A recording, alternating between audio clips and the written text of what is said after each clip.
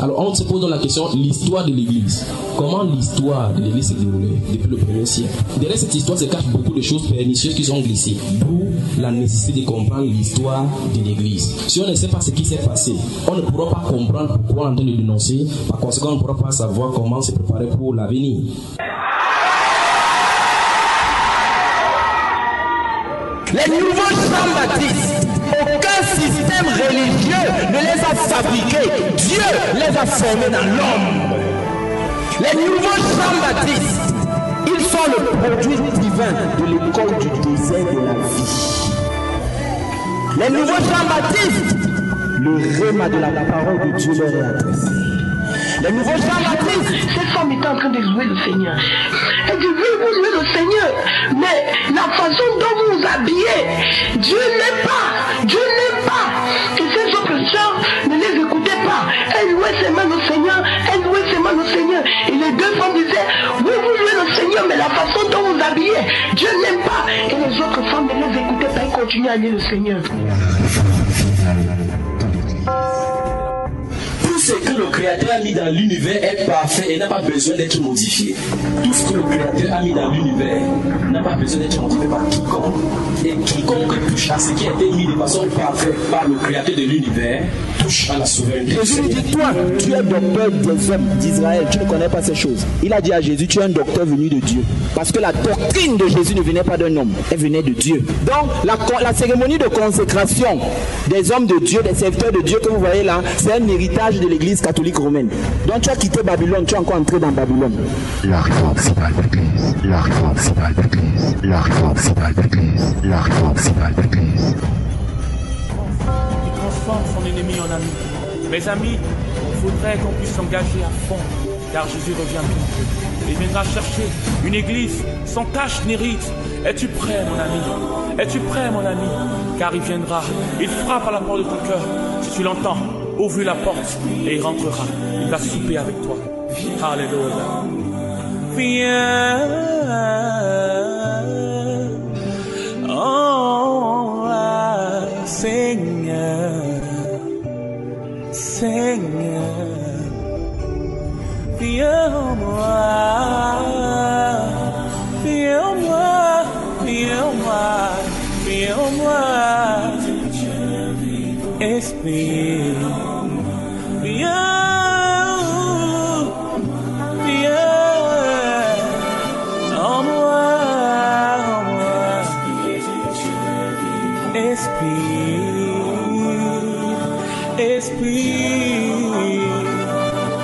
Esprit, viens, prends la vie, prends mon cœur, prends mon âme aujourd'hui.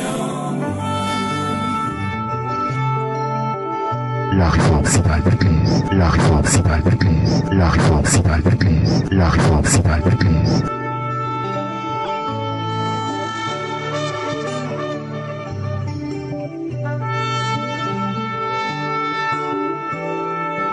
Que le Seigneur te bénisse.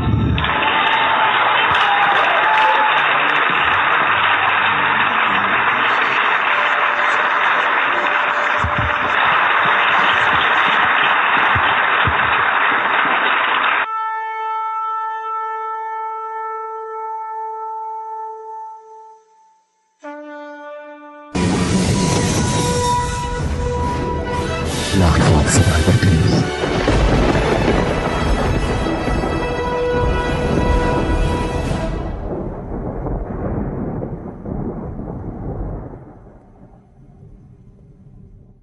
Tenons dans le débat, on va prier. Pas la qualité des corps, les gens tombent là. Donc n'ayez pas peur. Mais si quelqu'un tombe, il n'y a pas de problème. Donc, on ne sait pas comment ça va arriver. Il y a quelque chose de... Non. Ok, donc c'est bon. Le téléphone était... On attend plus quelqu'un, non? Non, non.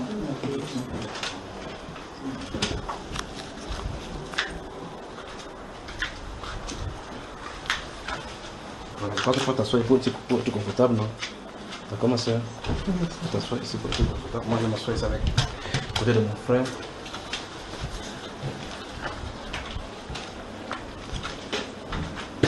Tu t'assois ici.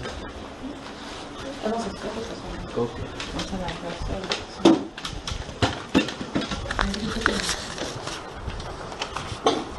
Bonjour à Yaoundé. Bonjour, bonjour. Bonjour à Yaoundé. Bonjour, bonjour. Nous saluons la maison de notre bien-aimé frère Marcelin et son épouse qui nous accueille ici. Merci pour nous autres que le Seigneur nous a réunis aujourd'hui pour qu'on nous partagions la parole. Inclinons la tête et prions. Remercions le Seigneur pour ces moments qu'il a prédestinés par lui-même. D'accord? Tendre Père, merci pour tout ce que tu fais. Merci au Père de gloire pour ces réunions. Merci Dieu de gloire pour tout ce que tu fais. Merci au Père de gloire parce que cette réunion, c'est toi qui l'as proclamée, c'est toi qui l'as voulu. Oh Dieu, afin que nous soyons ici, partageant ta parole. Roi des rois, Seigneur des seigneurs, tu es le même hier, aujourd'hui, pour toujours. Nous voici entre tes mains ici maintenant, Père, dans cette assemblée ici. Nous prions au Dieu de gloire que tu diriges nos cœurs, que tu sanctifies nos formes, que tu nous purifies. Purifie nos pensées, dirige nos cœurs et nos âmes entre tes mains. Ô Père de gloire, tu as fait venir la sœur des morts, Père de gloire, pour venir assister à cette parole. Sois exalté, sois magnifié, sois glorifié. Que tout le moment où Dieu nous allons passer ici en ta présence, soit pour ta gloire seule. Seigneur, ôte au Dieu de gloire toute racine, tout ce qui peut être au Dieu de gloire de l'homme et du péché, et manifeste-toi dans le cœur.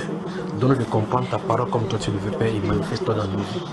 Ô Seigneur, pardonne-nous manquements, pardonne-nous, Père de gloire, tout ce que nous faisons qui te glorifie. Dieu de gloire, que tout ton nom seulement seul soit glorifié dans ces moments de réunion. Merci, Père, que ton nom soit glorifié. Au nom du Seigneur Jésus-Christ. Amen. Amen. Que Dieu bénisse. Venons nous saluer alors. Bonne arrivée. Merci. Bon. Ça va? Bien. Merci. Bonjour ma soeur. Ça va?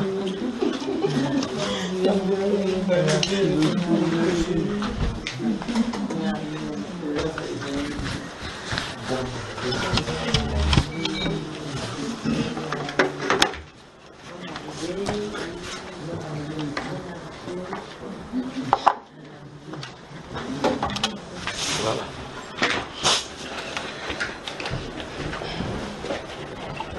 Je suis à votre disposition donc pour toutes les questions. On va commencer par où? À toi ma soeur. Oui. Vas-y. Sens-toi libre, d'accord? Merci. Quand madame t'a dit que je suis à Yaoundé, ça...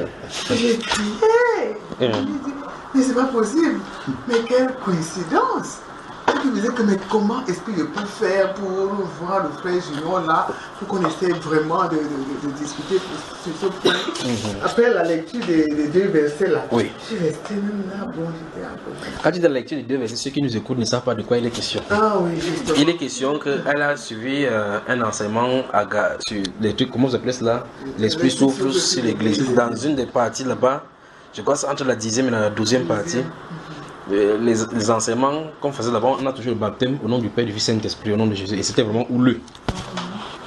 Et donc, elle a donc dit que non, elle ne peut quand même se diviser sur ces pans-là. Donc, ça pose problème. Et donc, quand elle a écrit ça par mail, j'étais en train de travailler. Et comme je vous disais la dernière fois, j'étais en train de travailler. Or, quand elle a pris le mail, son doigt pour écrire, le Saint-Esprit a contrôlé son doigt. Donc elle écrivait dans une onction. Elle était dans une onction avant d'écrire cela. Mais là voici. Quand elle a écrit, quand son mail est venu, j'ai regardé, j'ai lu pour voir l'esprit qui a écrit le mail. Quand j'ai vu que l'esprit qui a écrit son mail, c'est dans l'esprit de compréhension dans la prière. C'est ce qui est derrière. Et puis j'ai dit, ok, qu'est-ce qu'il veut faire? Le Seigneur me dit, je mets aussi le doigt, j'ai écrit. Je crois que j'ai donné Luc 7, verset 30 et puis quelque chose comme ça. C'est pas Acte 19, 1 à 6. Voilà, je lui ai écrit, ok, lis cela et rentre dans la prière. Allons-y maintenant la suite. Maintenant, j'ai planté le décor pour qu'on puisse savoir les cas de questions. Maintenant, quand j'ai lu, je suis d'abord resté un peu, surtout Acte 19. Oui. Parce que Luc 7, verset 30. Bon, même là, je n'avais pas encore, puisque je me disais que c'était les pharisiens qui refusaient carrément le baptême de Jean-Baptiste. Donc, le problème ne se posait pas, ils ne voulaient même pas le baptême. Donc, il y avait dans le jugement. Et maintenant, Acte 19, c'est là où... Bon, on disait effectivement de se baptiser au nom du Seigneur. Et le plus grave de Acte 19, c'est que c'est un prophète qui les a baptisés. C'est qui ça? Éteins s'il te plaît, Veuille éteindre. Donc, dans Acte 19, il s'agit de quelques 12 disciples de Jean-Baptiste. Il dit le plus grave dans ce passage-là, la compréhension qu'il faut d'abord là-bas, c'est que ce sont les gens que Jean-Baptiste, que Dieu a envoyé, c'est lui qui les a baptisés. Jean-Baptiste? Oui. C'est lui qui a baptisé ces gens-là. Puisque la Bible déclare qu'ils ont reçu le baptême des gens. Et tout le monde sait que le baptême des gens venait de Dieu. N'est-ce pas? Si Jean-Baptiste, qui est un authentique serviteur de Dieu, a baptisé quelqu'un, et que l'apôtre peut venir dire que, ok, je comprends donc d'où le problème. C'était une dispensation. Sur ce, il fut baptisé. Est-ce à dire que le baptême des gens n'était pas correct? Non. C'est que c'est un baptême de dispensation. Effectivement, sur le rapport d'aujourd'hui, on accepterait le baptême des gens par rapport à ceci. Parce que Jean-Baptiste avait été envoyé par Dieu. Et Jésus, quand ils avaient posé la question au Seigneur Jésus, il dit, dites-nous par quelle autorité fais-tu ces choses? Il leur a dit, le baptême des gens. Par qui venait-il? Ils sont laissés constater que si nous disons que ça vient de Dieu, il va dire, dans ce cas, pourquoi vous ne pas accepter? Et de l'autre côté, si on tente de dire que ce n'est pas de Dieu, si vous allez recevoir le cahier des gens ici sur vous. Ils sont rentrés donc vers Jésus, ils disent que nous on ne sait pas. Donc ils étaient hypocrites. Donc ils savaient que Jean était un prophète. Parce que tout le peuple se reconnaissait, c'est un prophète. La question maintenant dans Acte 19, c'est que comment un prophète qui est venu de Dieu, qui a reçu la commission de baptiser, baptise quelqu'un, l'apôtre peut venir dire, il faut encore vous faire baptiser. Le baptême de la dispensation les conduisait à Christ. Quand tu tombes dans la dispensation de Christ, tu vas te baptiser au nom du Seigneur Jésus. On dit sur ceux, il faut baptiser au nom du Seigneur Jésus. J'avais aussi une question. Oui. Quand Jésus était là, oui. Il baptisait le baptême des gens aussi. Tous les disciples qui baptisaient ce baptême des gens. Donc ça veut dire qu'après le départ de Jésus, oui. ceux qui ont été baptisés en présence de Jésus devaient encore... Non, ce n'est pas cela. Ce n'est pas cela. Ceux qui ont été baptisés en présence du Seigneur Jésus, le Saint-Esprit devrait les retrouver. Quand l'apôtre Paul les a rencontré ces 12-ci, parce qu'il est question de... Jean-Baptiste, son rôle, c'est de préparer au Seigneur un peuple au cœur disposé. Donc, tous ceux qui ont rencontré Jean-Baptiste et ont cru en Jean-Baptiste devaient accepter Jésus. Parce que son rôle, c'est de préparer leur cœur à la disposition du Seigneur. Il était là pour préparer le chemin au Seigneur, à planer ses sentiers.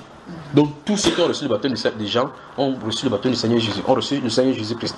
Maintenant, ceux-ci, ils étaient en Asie. Parce qu'on dit pendant qu'Apollo était à Corinthe, après avoir parcouru le haut de fer, arrivé en Asie, ils trouvaient des disciples. Ils disent, mais vous là, comment vous êtes devenus sages comme les pentecôtistes, comme les protestants? Vous chantez les cantiques comment bizarre, moi, à mauve, comment? Il dit, mais il n'y a pas quelque chose, il manque que lui. Le Saint-Esprit, c'est encore qu'il y a. Parce que Jean-Baptiste ne prêchait pas, il ne parlait pas du Saint-Esprit.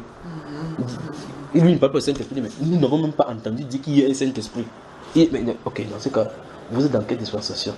Il dit, gens, quand on était venu à Jérusalem, là, on a vu. Ok, je comprends votre problème. Mais beaucoup doivent couler sur le pont entre temps là. C'est sûr, quand ils ont accepté cela, il a imposé le main, le Saint-Esprit est venu. Tu vois ça, ma soeur? Donc, c'est pour une dispensation.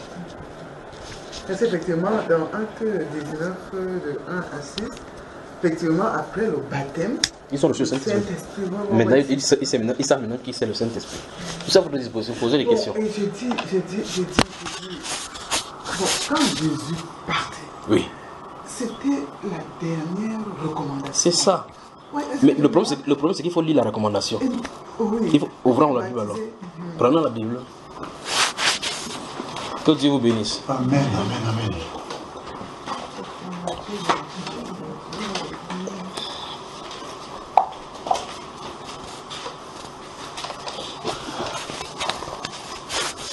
Bon, si vous allez noter, Matthieu chapitre 28, et puis je vais vous donner certains passages dedans. Si vous allez le noter, vous allez noter parce qu'il va donner les passages en connexion avec ceci maintenant, beaucoup de passages. Il va vous donner ces passages, puis il va citer ce qui s'y trouve. Lorsque ce sera nécessaire, quand nous lisions, on va lire. Donc nous sommes c'est encore ici le problème du baptême au nom du Seigneur Jésus entre le baptême de Jean. Parce que beaucoup de personnes ne comprenant pas cela, essaient de voir comme s'il faut confronter Jésus à ses disciples d'un côté. D'autres encore par peur disent c'est mieux qu'on obéit plutôt à Jésus parce que c'est ça qui est sorti de sa bouche. Et on dit non, peut-être les apôtres ont fait erreur. D'autres encore plus magnanimes, qu'est-ce qu'ils font? Ils disent que non. Les disciples faisaient ça, ils trouvent des explications, essais d'autres historiques et théologiques. Ils disent que les disciples voulaient que les gens baptisent au nom du Seigneur Jésus. Ils ont décidé de baptiser au nom du Seigneur Jésus parce que les gens avaient tué Jésus. Ils voulaient à tout prix qu'ils connaissent que c'est Jésus. C'est mal connaître le Saint-Esprit. Ça, c'est très mal connaître le Saint-Esprit. Le Saint-Esprit ne donne pas la volonté de Dieu en mettant la pensée de l'homme derrière. Il vient pour donner la volonté de l'homme parce que Jésus a dit, ce n'est pas nous qui conduisons le Saint-Esprit. Il a dit que le Saint-Esprit vous dira, il vous conduira dans toute la vérité. Ce n'est pas nous qui conduisons le Saint-Esprit. Donc quand la vérité vient, c'est le Saint-Esprit qui nous donne la vérité pour prêcher. Et donc notez Actes des Apôtres chapitre 20. Et Matthieu 28 d'abord, que nous allons lire. Donc, étant de citer les différentes franges des personnes qui. Les différentes choses là. Matthieu 28, le verset. Non, ça c'est le Matthieu 28 d'abord la base. Le verset 19 et 20, c'est là où ça se trouve. Puis maintenant, notez Actes chapitre 20, verset 26 à 28. Vous pouvez prendre le verset 20 à 28. On va lire le verset 26 qui nous intéresse. Notez Éphésiens chapitre 2, verset 20. Vous y êtes. Éphésiens chapitre 2, verset 20. On peut avancer. Donc après là, la sœur va prendre en différé les passages. Éphésiens chapitre 2, verset 20. Galates chapitre 1. Nous parlons là du baptême au nom du Seigneur Jésus par rapport au baptême au nom du Père, du Fils, Saint-Esprit. Galates chapitre 1, verset 11 à 16.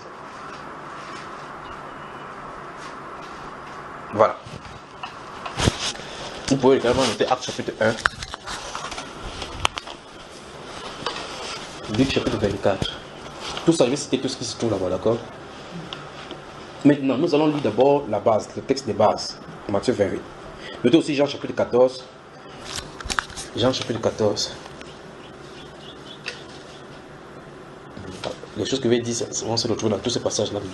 Et Dieu voulant si d'autres choses encore en sortent. Maintenant, prenons Matthieu chapitre 28. Que le Seigneur vous bénisse. C'est calme pour travailler, n'est-ce pas? Matthieu chapitre 28.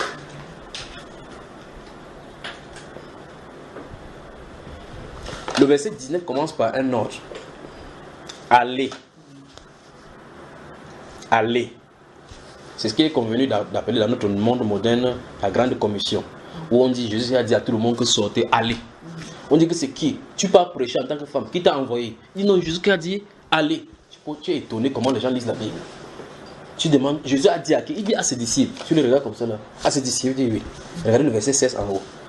Le verset 16 dit quoi? Les 11. Ils arrivaient à la montagne où Jésus leur avait donné rendez-vous. Vous voyez cela? Jésus étant venu vers eux, il a dit que, ah mon Dieu, qu'est-ce qui arrive aux gens ici? Verset 18, tout pouvoir m'a été donné dans le ciel et sur la terre. Donc, dans la présence où cet ordre est donné, c'est 11 hommes qui y sont. Donc cette commission s'est donnée aux hommes parce que dans cette commission se trouve l'autorité. Quel dérèglement avec nous aujourd'hui? Il dit allez. Et regardez bien ceci. Faites de toutes les nations. Il y a beaucoup de choses à corriger, ça va arriver sur le baptême même proprement dit. Allez. On dit à certaines personnes d'aller, on en les commissionner. Ce qu'ils doivent faire dans ces commissions est dit. La commission, c'est de faire des disciples. Il faut maintenant définir aux chrétiens, maintenant, c'est comment on fait des disciples. Ceci donc octroie automatiquement l'autorité. Donc pour faire des disciples, il faut l'autorité. On ne fait pas le disciple en donnant les brochures. Que te donne les brochures, tu deviens disciple, ça ne se passe pas comme ça. Faites des disciples. Quand vous avez fait les disciples, les baptisants. Donc on devient d'abord disciple, puis on baptise, après on les enseigne. Faites des nations des disciples, les nations. Maintenant d'autres personnes ont compris ce verset que Dieu a dit que tout le monde entier doit être le disciple du Seigneur Jésus. Et donc quelqu'un a quoi? Un philosophe chrétien a dit qu'il faut qu'on discipline les nations. Jésus-Christ était sur la terre, il n'a pas pu discipliner tout Israël. Il n'a pas pu discipliner tout Israël. Donc il a dit à la commission que nous on discipline tout le monde. Vous voyez les dérives. C'est ça que vous voyez que le client entre il tourne n'importe quelle maison, il tourne n'importe quelle maison, il parle maison après maison, maison après maison. Jésus était à Jérusalem, il restait dans le même endroit. Il y a des zones où il voulait lui-même entrer, on le chasse, il part, il laisse les gens là-bas. Les gens ne sont pas des êtres humains.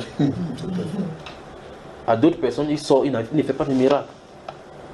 Mais aujourd'hui, tout le monde veut qu'on soit sauvé. Alors au carrefour, il faut qu'on... Ah, si malin pour Jésus. Si malin ne sera jamais pour Jésus. Vous voyez cela? Parce que tous ceux qui sont du Seigneur ne lui appartiennent pas. Donc ici, Jésus a dit, ces brebis se trouvent dispersées dans les nations. Allez les chercher. Voilà la grande. Voici donc là en quoi consiste la grande commission. La grande commission consiste en ce que les disciples, les enfants du Seigneur se trouvent dissimulés dans toutes les nations. Il donne autorité donc à ceux qui l'envoient d'aller les retrouver. Et donc dans Jean chapitre 10, il a dit, j'ai encore d'autres brebis qui ne sont pas de cette bergerie. Celles-là, il faut que je les amène. Elles entendront ma voix et elles viendront. Donc les brebis du Seigneur entendent sa voix. Amen. Ces brebis dont là sont les brebis qui sont égarées, dissimulées dans toutes les nations. Donc en fait, voici ce que la Bible a dit. Allez rappeler mes brebis qui sont parmi toutes les nations. Voilà la grande commission. La grande commission est restreinte. La grande commission est restreinte. C'est restreint sur le plan de notre pensée et c'est restreint sur le plan des gens qui doivent travailler. Dans Luc chapitre 10, à partir du verset 1, la Bible déclare, c'est Jésus lui-même qui ouvre la bouche et dit, il dit, la moisson est grande, les ouvriers sont peu nombreux. Vous imaginez que c'est quand même curieux. Vous imaginez que lui venant sur la terre pour faire son œuvre, la Bible déclare qu'il y a plusieurs personnes qui le suivaient. Des foules suivaient Jésus. On dit beaucoup de personnes devenaient ses disciples. Mais il monte sur la montagne et c'est dans Luc chapitre 6. Il passe toute la nuit, il prie, il descend. Il choisit 12 seulement pour qu'ils appellent apôtres. Ça lui coûtait quoi de choisir même 1000 apôtres pour que le travail soit vite fait. Il choisit seulement 12. Et parmi les 12, il va encore éliminer quelqu'un. Lui dit ici, dans ce livre de Luc chapitre 10, il dit la moisson est grande, les ouvriers sont peu nombreux. Mais les pasteurs d'aujourd'hui, avec les écoles bibliques, on a dit que non, laisse. Nous allons te produire les moissonneurs d'école biblique. On sort en foule chaque année, graduation, cérémonie de graduation. La Bible dit qu'ils se donneront des foules de docteurs. Quand ils viennent, leur but c'est enseigner selon leur propre désir. Vous voyez le problème, n'est-ce pas? Voici le problème qui crée les choses dans les choses du Seigneur. Et donc Dieu dit, priez donc le maître de la moisson d'envoyer les ouvriers à sa moisson. Donc vous voyez que c'est lui qui doit envoyer. Maintenant dans le livre de Jean chapitre 15, chapitre 16, il dit quoi? Il dit ce n'est pas vous qui m'avez envoyé, qui m'avez appelé. C'est moi qui vous ai appelé et qui vous ai établi. Il appelle, il établit, il choisit, il établit, il t'envoie. Donc le fait que quelqu'un ait fréquenté, il faut qu'il me prépare mon bagage intellectuel pour que Dieu m'utilise. Ça ne passe pas comme ça. Ça ne passe pas comme ça.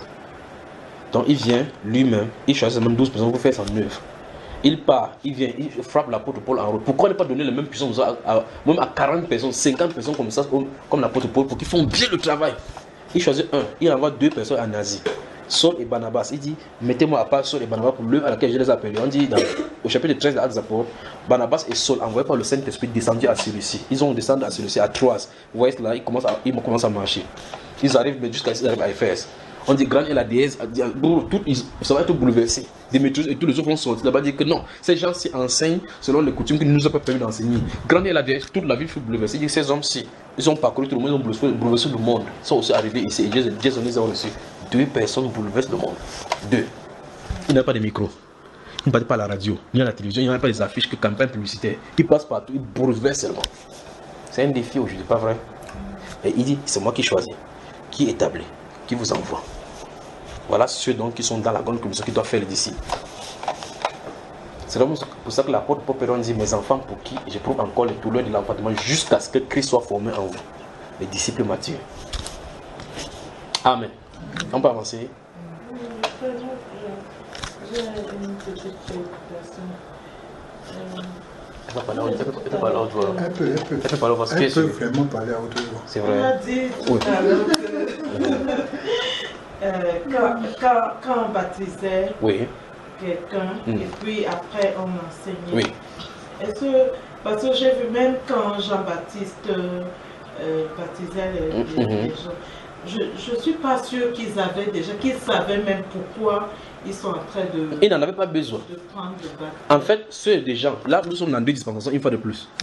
C'est pour cela que je vous ai donné Actes chapitre 20, verset 20 à 26, et puis Éphésiens chapitre 2, verset 20. C'est que tu as dit, si je lis Luc chapitre 3, Jean-Baptiste parlait. Il parlait à la fois, beaucoup de personnes venaient à lui. Les pharisiens venaient poser des questions, les hellénistes venaient poser des questions, les soldats venaient poser des questions. Et il baptisait.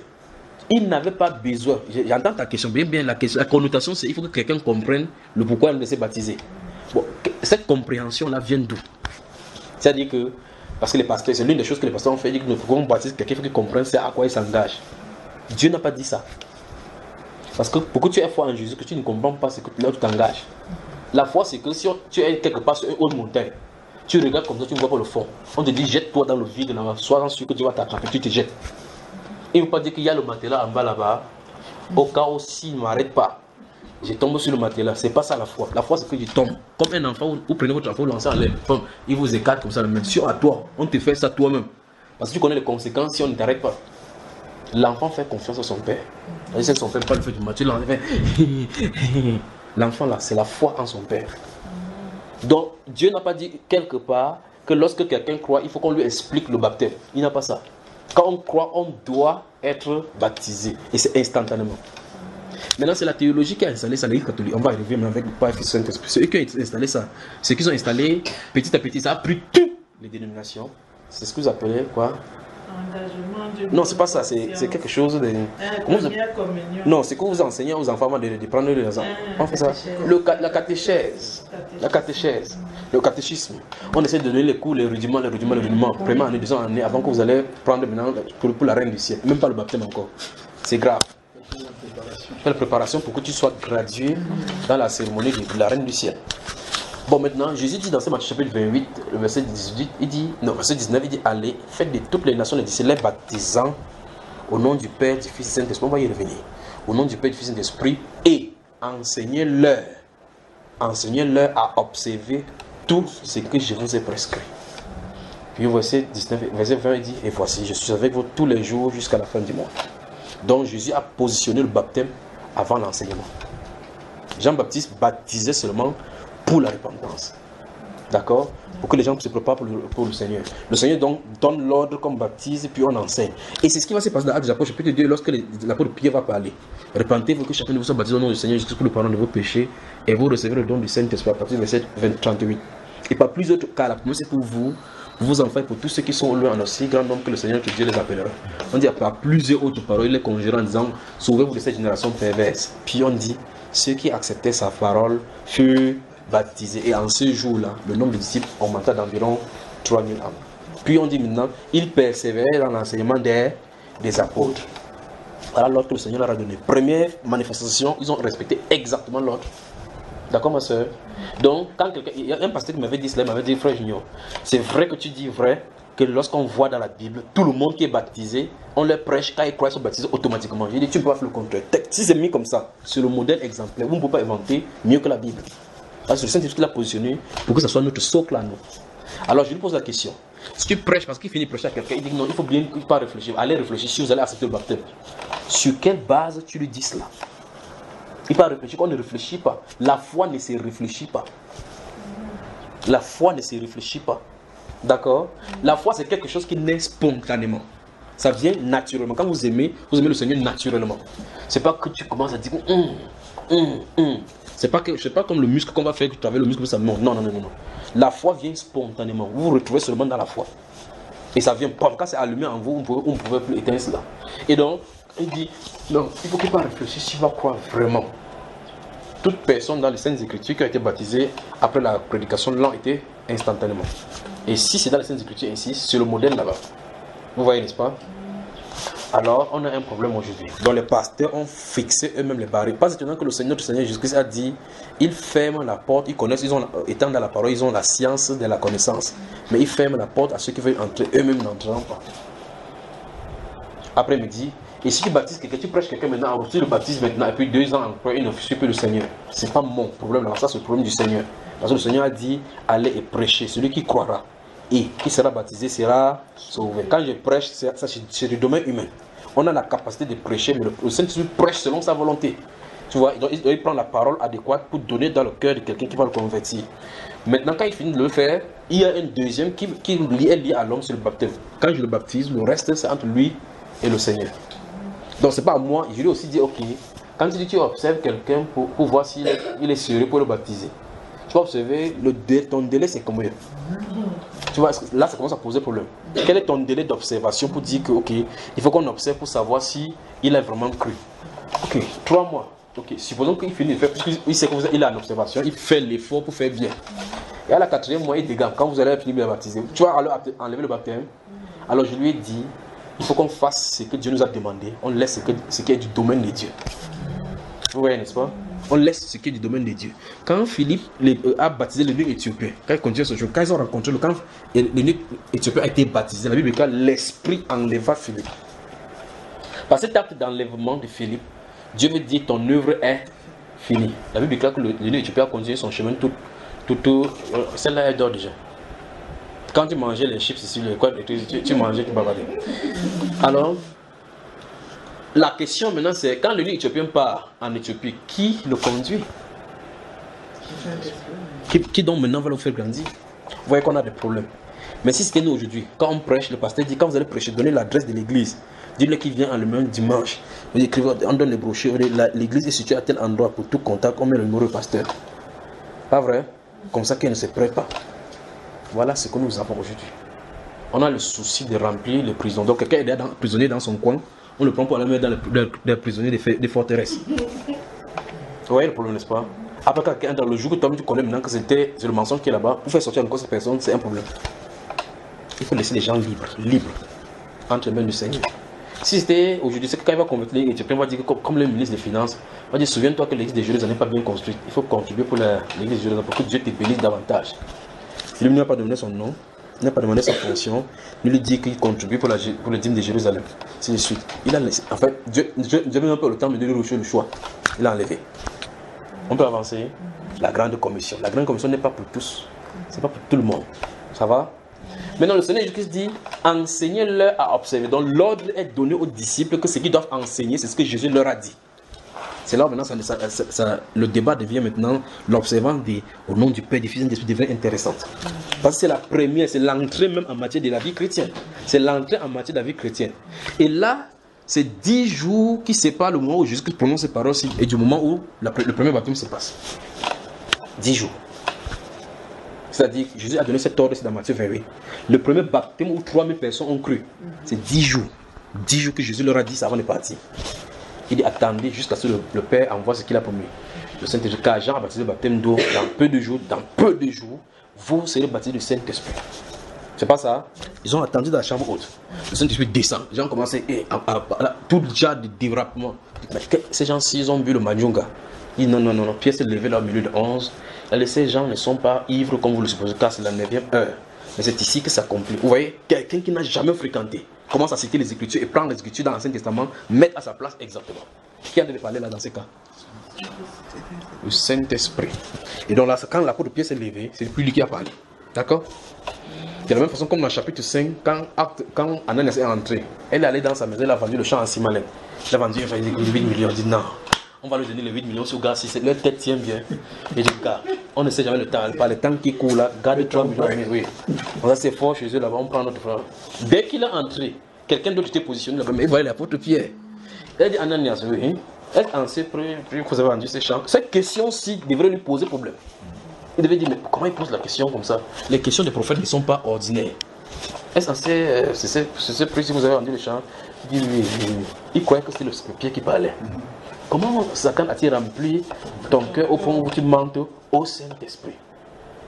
La personne lui dit, donne son identité, la personne qui a dû parler. Il dit, quand il a entendu, bam, il est tombé, il a expiré. Donc c'est pas l'apôtre qui parlait. Alors Pierre, ces jours-là, le premier jour quand le Saint-Esprit descendit, ces hommes-ci ne sont pas ivres comme vous le supposez, car c'est la 9e heure. Il lui donne l'heure exacte qu'il est là maintenant. Et puis il lui dit donc, en plaçant dans les Écritures, dans Ésaïe, chapitre 2, verset 28, il dit, c'est ici que s'accomplit. Pierre n'a pas fréquenté. C'était un poissonneur. Il se faisait les mbungas là, il vendait. Il ne connaît pas les Écritures. Subitement, la personne qui allait de passer, Jésus le révèle dans Marc, Luc chapitre 11, Jésus chapitre 17, que lorsqu'on va vous persécuter, sachez que quand vous serez debout, on vous pose n'importe quelle question, ne me permettez pas, parce que cette réponse n'était pas préméditée. C'est l'Esprit de votre Père qui parlera au travers de vous. Alors quand il s'est tenu là-bas, il a dit c'est ici que ça accomplit ce qu'a dit le prophète Joël. Au dernier jour, je verserai mon esprit sur toute chair, vos fils et vos filles prophétiseront. Oui, sur mes serviteurs et mes servants, je verserai mon esprit et ils prophétiseront. Avant ces jours grands et glorieux. Vous voyez cela? Quand il a dit cela, quand il a fini par parler, parlant de Jésus, la Bible déclare, quand il a parlé, un pécheur, ils eurent le cœur vivement touché. Donc le Saint-Esprit a envoyé des paroles qui étaient nécessaires dans le cœur. Là, quand le cœur était touché, ils ont posé la question à l'apôtre Pierre. Homme frère, que ferons-nous? Ils venaient se rendre compte qu'ils avaient fait faute en tuant le Messie. Cela était présenté. Homme frère, que ferons-nous? Pierre n'a pas dit, attendez, je me concerte avec mes compères. Il n'a pas dit, Jésus avait laissé quel livre pour qu'on puisse lire pour lui répondre à ces questions. Il n'a pas dit, allez rentrer chez les pharisiens. La déclaration est sortie directement du ciel. Repentez-vous et que chacun de vous, ce n'est que nulle part comme ça dans l'Ancien Testament. Repentez-vous et que chacun de vous soit baptisé. Nous sommes le 10e jour. Le 10e jour, le Saint-Esprit descend. Il y a cela 10 jours, Jésus avait dit, baptisez-les au nom du Père, du Fils et du Saint-Esprit. On dit, homme frère, que ferons-nous? Il dit, repentez-vous et que chacun de vous soit baptisé au nom du Seigneur Jésus. Vous voyez cela? Mais qui a de parler? Qui a fait que ça touche vivement les cœurs? Mais qui a de parler ici? Dans Jean 14, il avait dit que Dieu a encore d'autres choses à vous dire. Mais vous ne pouvez pas le porter maintenant. Mais quand le Saint-Esprit viendra, il est venu là, à chapitre 2, il est venu, non? Quand il viendra, il vous conduira dans toute la vérité. Il ne parlera pas de lui-même. Il prendra ce qui est à moi, il vous le donnera. Tout ce que le Père a est à moi. C'est pour cela que je dis, il prendra ce qui est à moi, il vous le révélera. C'est lui qui a envoyé la parole dans le cœur, comme ça, pour convertir. Alors quand il se tient là-bas, on lui pose la question, il ne dit pas, baptisé au nom du Père et du Fils. Ça n'a pas de sens. Au nom du Père et du Fils, ça n'a pas de sens. Parce qu'il y a quelque chose qui est dit là-bas pour la gloire du Seigneur. Baptisez-le au nom du Seigneur Jésus-Christ. Il dit, car la promesse est pour vous, pour vos enfants. Ceux qui sont au loin, en aussi grand nombre que le Seigneur notre Dieu les appellera. Il vient les toucher, Matthieu 28. Parce qu'il a dit qu'ils sont là partout dans le monde, en aussi grand nombre que le Seigneur notre Dieu les appellera. Et par plusieurs autres discours, il est persuadé en disant, sauvez-vous de cette génération perverse et corrompue. La Bible déclare, ceux qui acceptaient sa parole. Il n'a pas forcé quelqu'un. Quand ils ont accepté sa parole, quand on lui a posé la question, il n'a pas dit, allez acheter la vie du baptême. Il faut que vous inscrivez-vous au catéchisme jérusalémique. Il n'a pas dit ça. Il n'a pas dit qu'on fait une liste maintenant des membres de l'église. Il n'a pas dit ça. Il n'a pas dit qu'il faut que chacun se prouve. Parce qu'on n'a pas d'endroit où Jésus avait dit qu'il n'y a pas d'endroit pour dormir. Il n'a pas dit que chacun de vous contribue pour qu'on construise le grand temple. Donc, ça va réunir 3000 personnes. C'est un autre problème, un autre aspect qu'il faut qu'on voit là-bas maintenant. Il n'a pas dit que allez réfléchir chez vos parents. Et réfléchir bien pour voir si vous allez quitter le judaïsme pour venir. Il a dit c'est que chacun de vous soit baptisé au nom du Seigneur Jésus. Vous voyez, pour le pardon de vos péchés. Pour le pardon de vos péchés. Le baptême des gens, c'est le baptême pour la repentance. Et si c'est le baptême pour le pardon de vos péchés. Et la Bible déclare que je vous écris ces choses, petits enfants, que vous sachez que vos péchés vous sont pardonnés à cause de son nom. Et c'est quand même terrible. Dans ce qui vient de citer, c'est 1 Jean chapitre 2, verset 12. Vous voyez, il dit que je vous écris ces choses afin que vous sachiez que vos péchés vous sont pardonnés à cause de son nom. C'est à cause de son nom que ces péchés sont pardonnés. Repentez-vous que chacun de vous soit baptisé au nom de Jésus-Christ pour le pardon de vos péchés. Et vous recevrez le don du Saint-Esprit. Lorsqu'ils ont cru, donc, ceux qui acceptaient sa parole furent baptisés. Donc, quand il vient à Jérusalem pour la fête, il rentre chrétien. Il vient à Jérusalem, il est né dans le judaïsme, il rentre chrétien. Toute la tradition, Dieu va s'en occuper. Tout ce qui va se passer, Dieu va s'en occuper. Même s'il fait n'importe comment. Quand la vérité est entrée, quand tu vas rester, même tu es devant la statue de Marie, tu vas faire comme ça un jour. Tu vas dire que mais pourquoi chaque fois vient devant le type de la femme si je n'ai pas la paix? Ta quête de la réponse va venir là-bas, un jour tu vas quitter là-bas. C'est encore te dire, même si tu fuis, tu dis non, on dira. Tu es seul avec ta mari à la maison, un jour c'est toi qui vas prendre ça, aller brûler. Pourquoi? Parce qu'il est derrière, il t'a déjà saisi. Quand le Saint-Esprit t'a saisi, tu ne peux plus fuir. Amen. Fais tous tes dérèglements de toutes tes forces que tu vas faire. Jonas a voulu fuir, non? Il a cru que c'est dans l'eau qu'il peut se retrouver. Il se retrouve dans l'eau, finalement il se retrouve là où il fuyait, n'est-ce pas? On ne peut pas fuir sa présence. Alors, l'apôtre Pierre a prêché la première prédication qui est le modèle des Écritures. Quand l'apôtre Paul va venir, c'est la même chose qu'il va prêcher. Dans Actes chapitre 20, verset 20 que vous avez noté, il a dit que vous savez que je n'ai pas craint de vous enseigner publiquement et dans les maisons, de vous prêcher la repentance envers Dieu et la production des œuvres mortes. Et voici, lié par l'Esprit, je m'en vais à Jérusalem, ne sachant pas ce qui va m'y arriver. Mais dans toutes les villes où je passe, le Saint-Esprit m'avait dit que des liens et des tribulations m'attendent. Mais je n'ai fait de ma vie aucun cas comme si elle m'était précieuse, mais pourvu que j'accomplisse ma course comme je dois l'accomplir. Il dit mais vous, et puis il donne aux anciens qui s'adressent. Il dit que je vous ai annoncé tout le conseil de Dieu au verset 26 du chapitre 20 des Actes des Apôtres. Il dit que je suis pur du sang de vous tous, car je vous ai annoncé tout le conseil de Dieu. Je veux que vous me dites ce que veut dire tout le conseil de Dieu. Je veux que vous me dites vous-même ce que veut dire tout le conseil de Dieu. Quand l'apôtre Paul dit je vous ai annoncé tout le conseil, je quitte la scène. La responsabilité entre vos mains. Je vous ai dit tout, c'est à la volonté, c'est que Dieu veut que vous sachiez. Je vous ai dit tout, voilà, sans en rien cacher. Parce que la Bible déclare que c'est à lui qu'on a donné toute la volonté. Dans Ephésiens chapitre 1, il a dit que ce que Dieu avait caché en lui-même, il a mis en exécution. Maintenant, c'est par les écrits, manifestés par les écrits des apôtres. Donc ces choses-là, c'est que les païens sont co-héritiers de Christ. Personne ne savait cela. C'était caché en Dieu. Dieu leur a donné ça à la révélation. C'est ça qu'il en est écrit. Vous voyez cela? Vous savez, n'est-ce pas? Donc les apôtres sont porteurs des messages que Dieu avait gardés en lui depuis l'éternité. Quand il créait la terre, il avait un but. Le moment va venir, il va envoyer Christ et puis on va venir prendre les gens parce qu'il avait d'abord choisi Israël. Quand il y aura un processus de reconstruction sur la terre, dans les cieux, sur la terre, en ce moment, on va appeler les autres fils qui sont dans l'autre nation. Ça, les Juifs ne peuvent pas tolérer ça. Vous voyez cela, n'est-ce pas? C'est pour ça qu'on l'appelle le Dieu d'Israël. Parce qu'il fut un temps, il était le Dieu d'Israël. Maintenant, quand l'apôtre Paul parle ainsi, dans 1 Corinthiens chapitre 3, verset 9, il dit, vous êtes le champ de Dieu. Nous sommes ouvriers avec Dieu. Nous faisons dans le champ de Dieu. Vous êtes le champ de Dieu, le temple de Dieu. Il dit, selon la grâce qui m'a été donnée, j'ai posé la fondation comme un sage architecte et un autre bâti dessus. Que chacun prenne garde de la manière dont il bâtit. Parce qu'aucune autre fondation ne peut plus être posée. Au chapitre 2 d'Éphésiens, verset 20, il dit que vous avez été édifiés, vous, les chrétiens, avez été édifiés sous le fondement des apôtres et des prophètes, Jésus-Christ lui-même étant la pierre angulaire. Donc qu'est-ce qu'il a dit? Les chrétiens sont construits suivant cette fondation.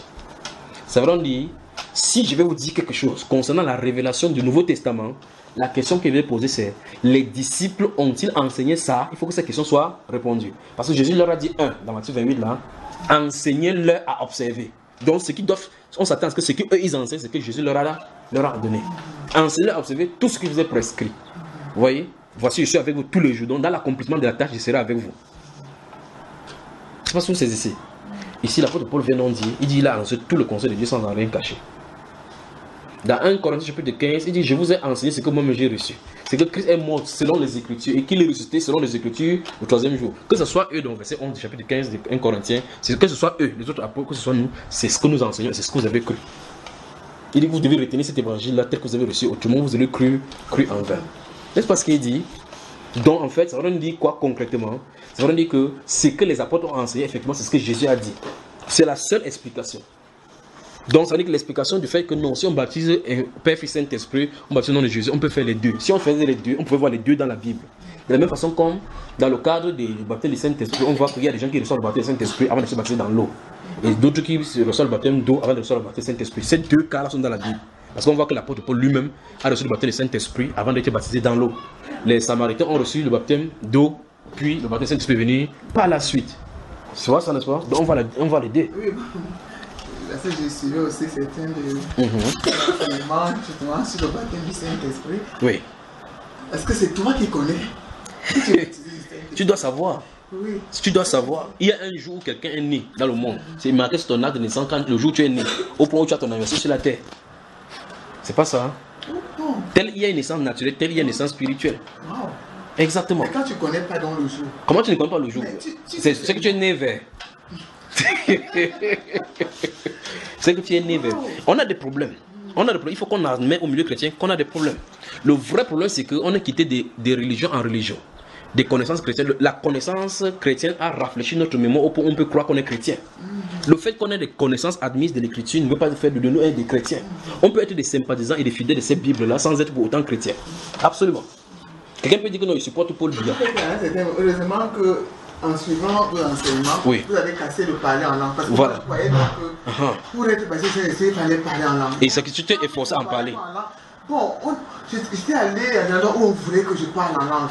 Mais je me disais que moi, je croyais que c'était une force qui tombait sur moi, comme dans Acte 22. Oui, dans Acte 2. Le feu, voilà, je t'attendais à cela. Oui, je m'attendais, mais je n'ai pas pu. Bon, maintenant, la Bible déclare que la nouvelle naissance, là, ce n'est ni la volonté d'un homme. Mais quand quelqu'un dit que venez entrer ici, on va prier, vous allez naître de nouveau. Quelqu'un ne va pas chez lui, pas vrai? Donc, il prend la décision pour que vous naissiez de nouveau. On a des problèmes. Alors là, suivez très attentivement ceci. Le fait que les Écritures nous a touchés. Il y a des gens qui ont été dans les familles chrétiennes depuis la naissance. Ils grandissent, on les met, chantent. D'autres, on les trimballe comme ça, comme on trimballe, c'est comme ça là. Il est, en anglais, l'anglais et le français, ça me dérange. Il est accoutumé, voilà. Il est accoutumé aux choses de Dieu. Mais qu'il soit accoutumé au point où sa vie est réglée comme selon la moralité chrétienne, il lui faut naître de nouveau. Il lui faut naître de nouveau. C'est ça le vrai problème chrétien. Alors vous allez voir quelqu'un dire que non, je suis fatigué, j'étais catholique. Je n'ai pas trouvé ça. J'étais ici. Bon, quand il était catholique, si on dit que tu es catholique, tu es chrétien, elle va dire quoi? Oui, je suis oui. Et je suis chrétien catholique. Il y a un problème. Parce qu'il n'y a pas de chrétien catholique. Je suis devenu chrétien catholique comment? Mon grand-père, nous tous, nous sommes nés dans une famille chrétienne. Ma mère prie beaucoup. Hein. Mon père même était catéchiste. Donc, c'est pour faire que, par cette suite, c'est que c'est si impliquant, c'est là. C'est-à-dire que comme son père était catéchiste et qu'elle a grandi dans une famille chrétienne, j'ai même failli aller au séminaire. Tellement j'étais bon en catéchisme, on m'avait choisi pour entrer au séminaire. Donc, ces choses de la Bible, je les connais. La connaissance, l'ivresse de la Bible ne fait pas qu'on soit né de nouveau. La nouvelle naissance est décidée depuis l'éternité pour quelqu'un. Et lorsque le moment se manifeste, Dieu le fait sur la terre par l'envoi de sa prédication qui va nous faire naître de nouveau. Alors, ça veut dire que regrouper les gens pour le faire de nouveau, que Seigneur Jésus-Christ vienne dans mon cœur, écrit mon nom dans le livre de vie, c'est des bêtises. Il n'y a pas une trace comme ça dans les Saintes Écritures. Il n'y a pas de trace comme ça. Jésus lui-même arrive quelque part. Il a dit de prêcher. Heureux ceux qui ont le cœur pur, car ils verront Dieu. On a pris un jour, sous les Jean chapitre 7. Dans Jean chapitre 7, il va se tenir là-bas le grand jour. Oh mon Dieu, quel jour, ce grand jour de la fête. Il s'est tenu là-bas à la fête des tabernacles. Que celui qui a soif vienne et boive.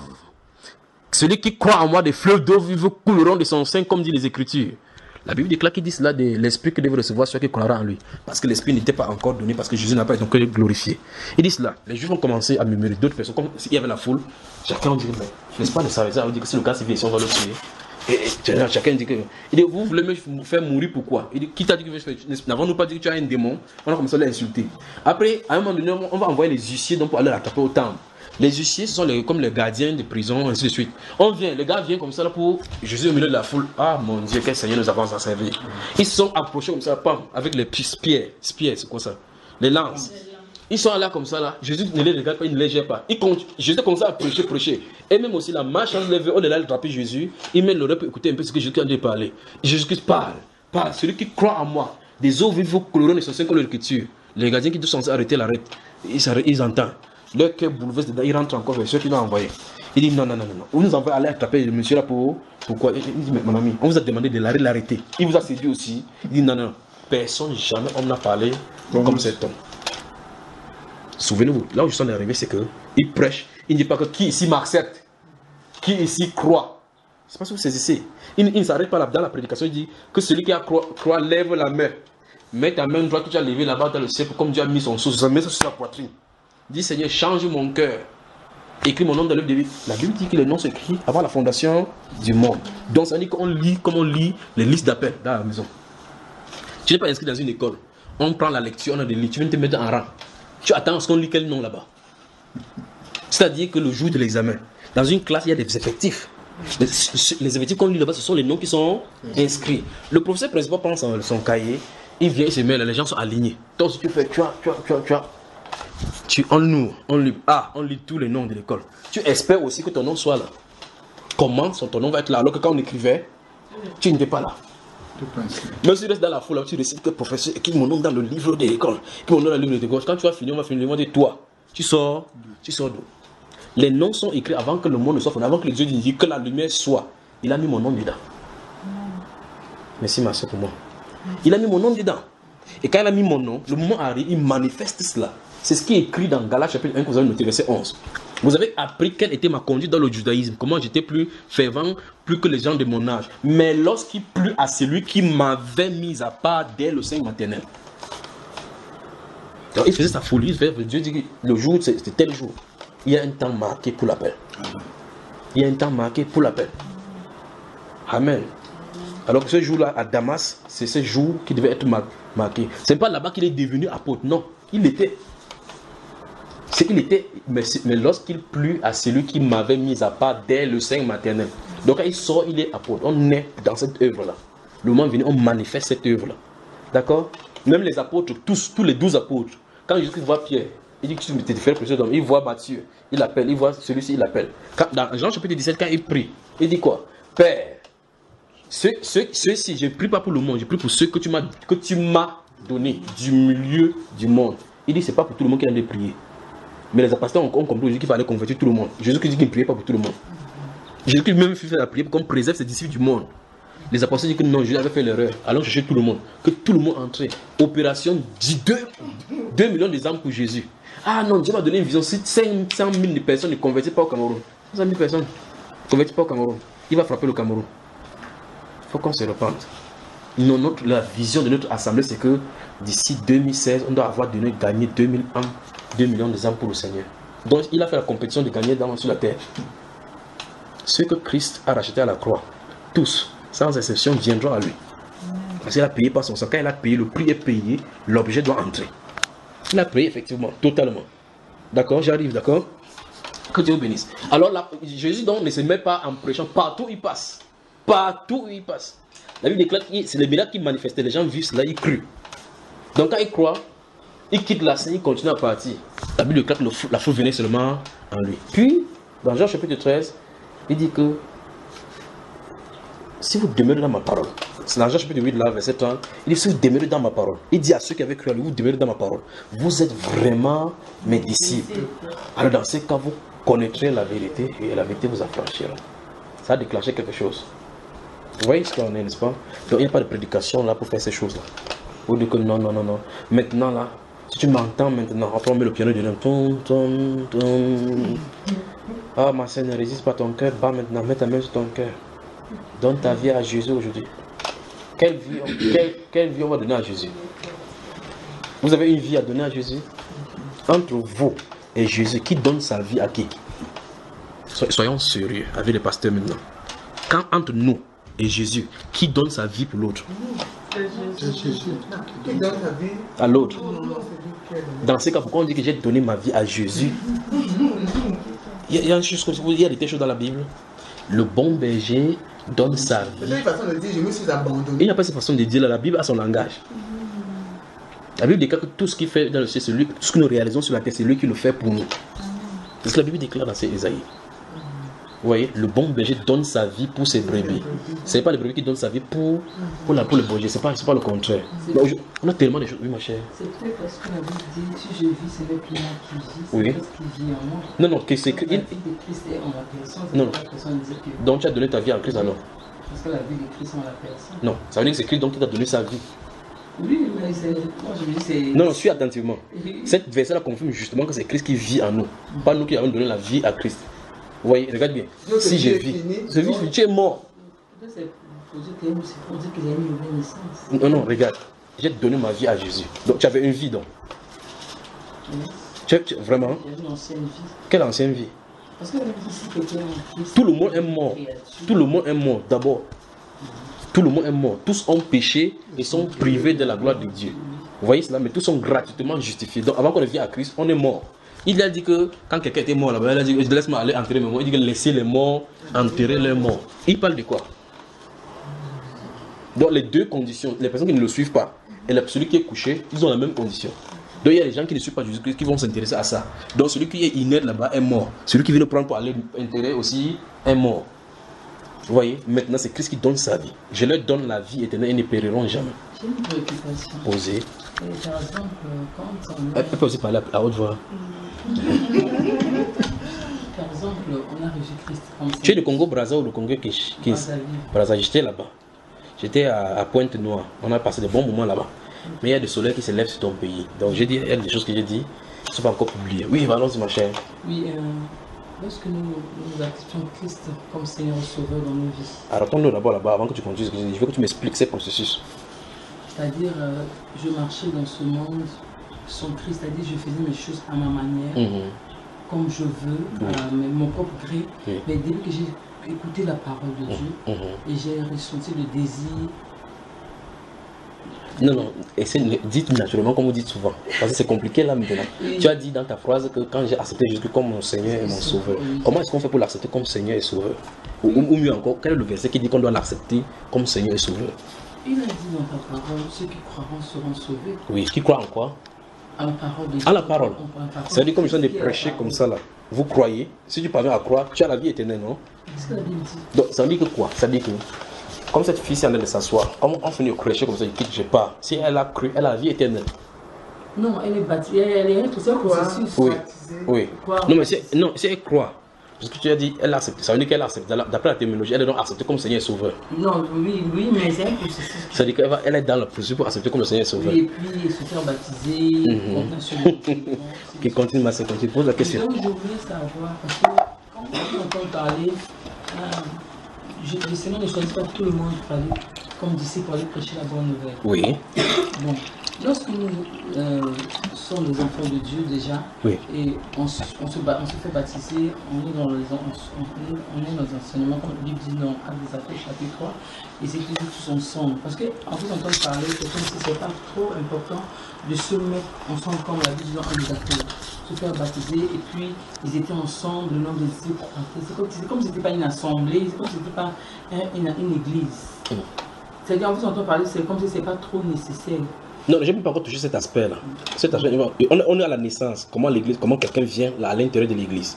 D'accord. On est encore là-bas. Par rapport au rassemblement, c'est autre chose. D'accord. Bon.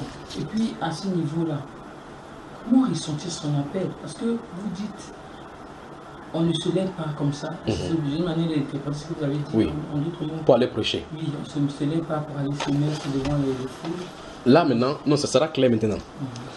Le style d'appel que les gens ont aujourd'hui. J'aimerais que tu regardes les disciples qui ont été les premiers. Comment ils ont reçu leur appel. Disciples après disciples. Ceux qui marchaient pour aller prêcher, qui avaient l'autorité pour prêcher. Juste que vous appelez, oui. On arrive quelque part et choisit à son gré. Donc il y a le choix. Oui. Que jusqu'à les appelle, ils savent qu'on l'a appelé. Mais maintenant tu parlais des ressentis. Il y a des gens qui ressentent seulement. Non, c'est vrai que je vous dis. Il y a des gens qui se lèvent pour aller. C'est vrai que je vous ai parlé de l'appel. Oui. C'est ça, c'est là où on en est. C'est pour ça que c'est donc pour cela qu'il faut regarder à la lumière des Saintes Écritures. Alors maintenant, je prends un exemple simple. As-tu déjà vu une femme pasteur dans la Bible? Assieds-toi la fille, assieds-toi d'abord rapidement. As-tu déjà vu une femme pasteur dans la Bible? La Bible ne parle même pas de pasteur. As-tu déjà vu une femme évangéliste? Une femme évangéliste? Oui. Si oui, donne le nom. Même si tu as oublié le verset, je vais t'en donner. Même si le verset est faux. On ne parle pas de l'évangile, des femmes évangélistes. C'est pas écrit femmes évangélistes. As-tu déjà vu les femmes évangélisées?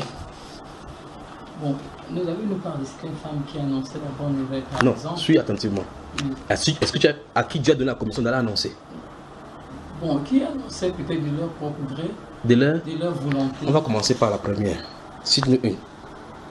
Par exemple, les femmes qui sont venues la résurrection du Seigneur Jésus. Ils sont venus annoncer quelle bonne nouvelle? C'est ça la bonne nouvelle. La bonne nouvelle, le sauveur est ressuscité, c'est une bonne nouvelle. Regarde-moi dans les yeux. À qui est-ce qu'on annonce la bonne nouvelle? Au monde. Là, elles annonçaient à qui? À la population. Vraiment. Aux gens qui étaient autour. Tu es sûr? Il y avait des disciples. Non, attention. Il y avait aussi d'autres personnes. Non. Dans ces paroles-là, on dit clairement qu'elles sont parties. Parce que Jésus les a rencontrées. Il allait dire aux disciples et à Pierre que je suis ressuscité, je les précède en Galilée, n'est-ce pas? C'est ça. Donc, elle est partie partout prêcher que Jésus est ressuscité. Vous voyez, on a des problèmes. Mais pasteur. Oui, non, frère Junior. Vous êtes pasteur. Mais tu m'as dit tout à l'heure qu'il n'y avait pas de pasteur. Vous êtes pasteur. Ok, bien. Je m'excuse, je ressens des... Donc, regarde, nous sommes ici pour que si on a des choses qui ne vont pas, on essaie de séparer cela, on avance avec le Seigneur. Donc, on pose toutes tes questions. On arrive avec le baptême. En fait, normalement, ça devait être déjà fini. Allons-y. Nous étions sur le fait que les femmes se lèvent pour aller enseigner. En fait, là où je prenais, c'était pour vous montrer qu'en réalité, si vous ne pouvez pas prendre ça pour dire que les gens doivent annoncer, parce que Jésus leur a dit, allez dire à ses frères, il dit, ok, si vous voulez aller sur cette base-là, il faut donc, en imitant ces gens-là, parce que, une fois de plus, Jésus leur a dit d'aller dire ça. Je m'excuse. Moi, je me dis que le monde évolue. Oui. Ça, c'était une dispensation. Oui. Plus notre marche au fur et à mesure, les gens ne se feront plus de la même manière que c'est fait. C'est-à-dire, par exemple, que Jésus n'a pas besoin de dire à quelqu'un qui ne dit pas annoncer, il faut qu'il parte directement. Christ ne vit plus sur terre. Il avait dit qu'il allait. Non, ce qu'on a lu dans Matthieu 28, là, il a dit qu'aller. N'est-ce pas? Fait de toutes les nations, c'est juste dans le monde entier, n'est-ce pas? Il dit je suis avec vous. Il n'a pas dit je serai, il dit je suis avec vous jusqu'à la fin du monde. Nous sommes à la fin du monde, non? Nous sommes toujours là jusqu'à la fin du monde, non? Ça dit qu'il est là, ça n'a pas changé. Donc le mot aller encore subsiste. On fait encore les disciples, on doit encore les baptiser. Donc il est toujours là. Et en plus, même toi également, quand vous recevez, dit que Jésus a dit que là où 2 ou 3 sont assemblés, en son nom, il est là. Mais quand tu parles d'évoluer, tu voulais dire quoi? Avance dans ton développement. Bon, pardon. Quand tu disais que mais le monde a évolué, les dimensions ont changé. Qu'est-ce que tu voulais par là dire? Je veux dire que ça doit plus se passer de la même manière. Explique-toi bien. On doit proclamer la bonne nouvelle. Sur quelle base? Qui t'a envoyé? Je suis déjà son enfant. Donc ça veut dire que quand tu es enfant de Dieu, tu es automatiquement appelé à aller annoncer. C'est ce que je me dis. Non, il faut que tu ne soutiennes pas les Écritures. Parce que les Écritures, on dit qu'on soutient toutes choses par sa parole. Dieu soutient toutes choses par sa parole. Moi, je me dis, par exemple, cette femme samaritaine-là, oui. par exemple, elle ne maîtrisait pas les choses. Oui. Moi, quand Jésus-Christ voulait parler de sa vie, oui. Mais il est sorti pour parler aux personnes. Donc la femme samaritaine était par exemple un apôtre ou un évangéliste? Non, c'était une personne comme... Voilà. Une fois de plus, elle a rencontré Jésus. Et elle allait dire, venez voir un homme qui m'a tout dit. Oui. C'est la bonne nouvelle, ça. C'est ça la bonne nouvelle. Moi, je me dis que c'est la bonne nouvelle. Un homme qui a parlé de sa vie et qui lui a dit des choses qu'elle faisait, mais ainsi de suite. Mais moi, je me dis que c'est une bonne nouvelle. Donc, avec ces versets, ça fait de telle scène que la femme peut aller prêcher la bonne nouvelle. Bon, il y a autant de passages peut-être que je ne maîtrise pas, mais moi je me dis, comme vous parlez tout à l'heure de la grande commission, oui. J'apprends, hein, oui. J'apprends parce que... Non, sentez-vous à l'aise de porter Frère Junior, non? Frère Junior, oui. J'apprends. Donc, moi je me dis, oui. Hein, je ne sais pas, parce que je voulais vous poser la question de savoir, lorsque nous sommes baptisés, oui. On souvent dans les enseignements, est-ce qu'on a des membres de nos familles, on a notre entourage, oui. Qui vit, oui. Est-ce que je ne peux pas ouvrir la bouche pour leur parler de ces choses-là? Non, c'est très simple. La Bible est tellement simple, c'est tellement explicité dans la Bible qu'on n'a plus d'ambiguïté. Je te pose une question, toi.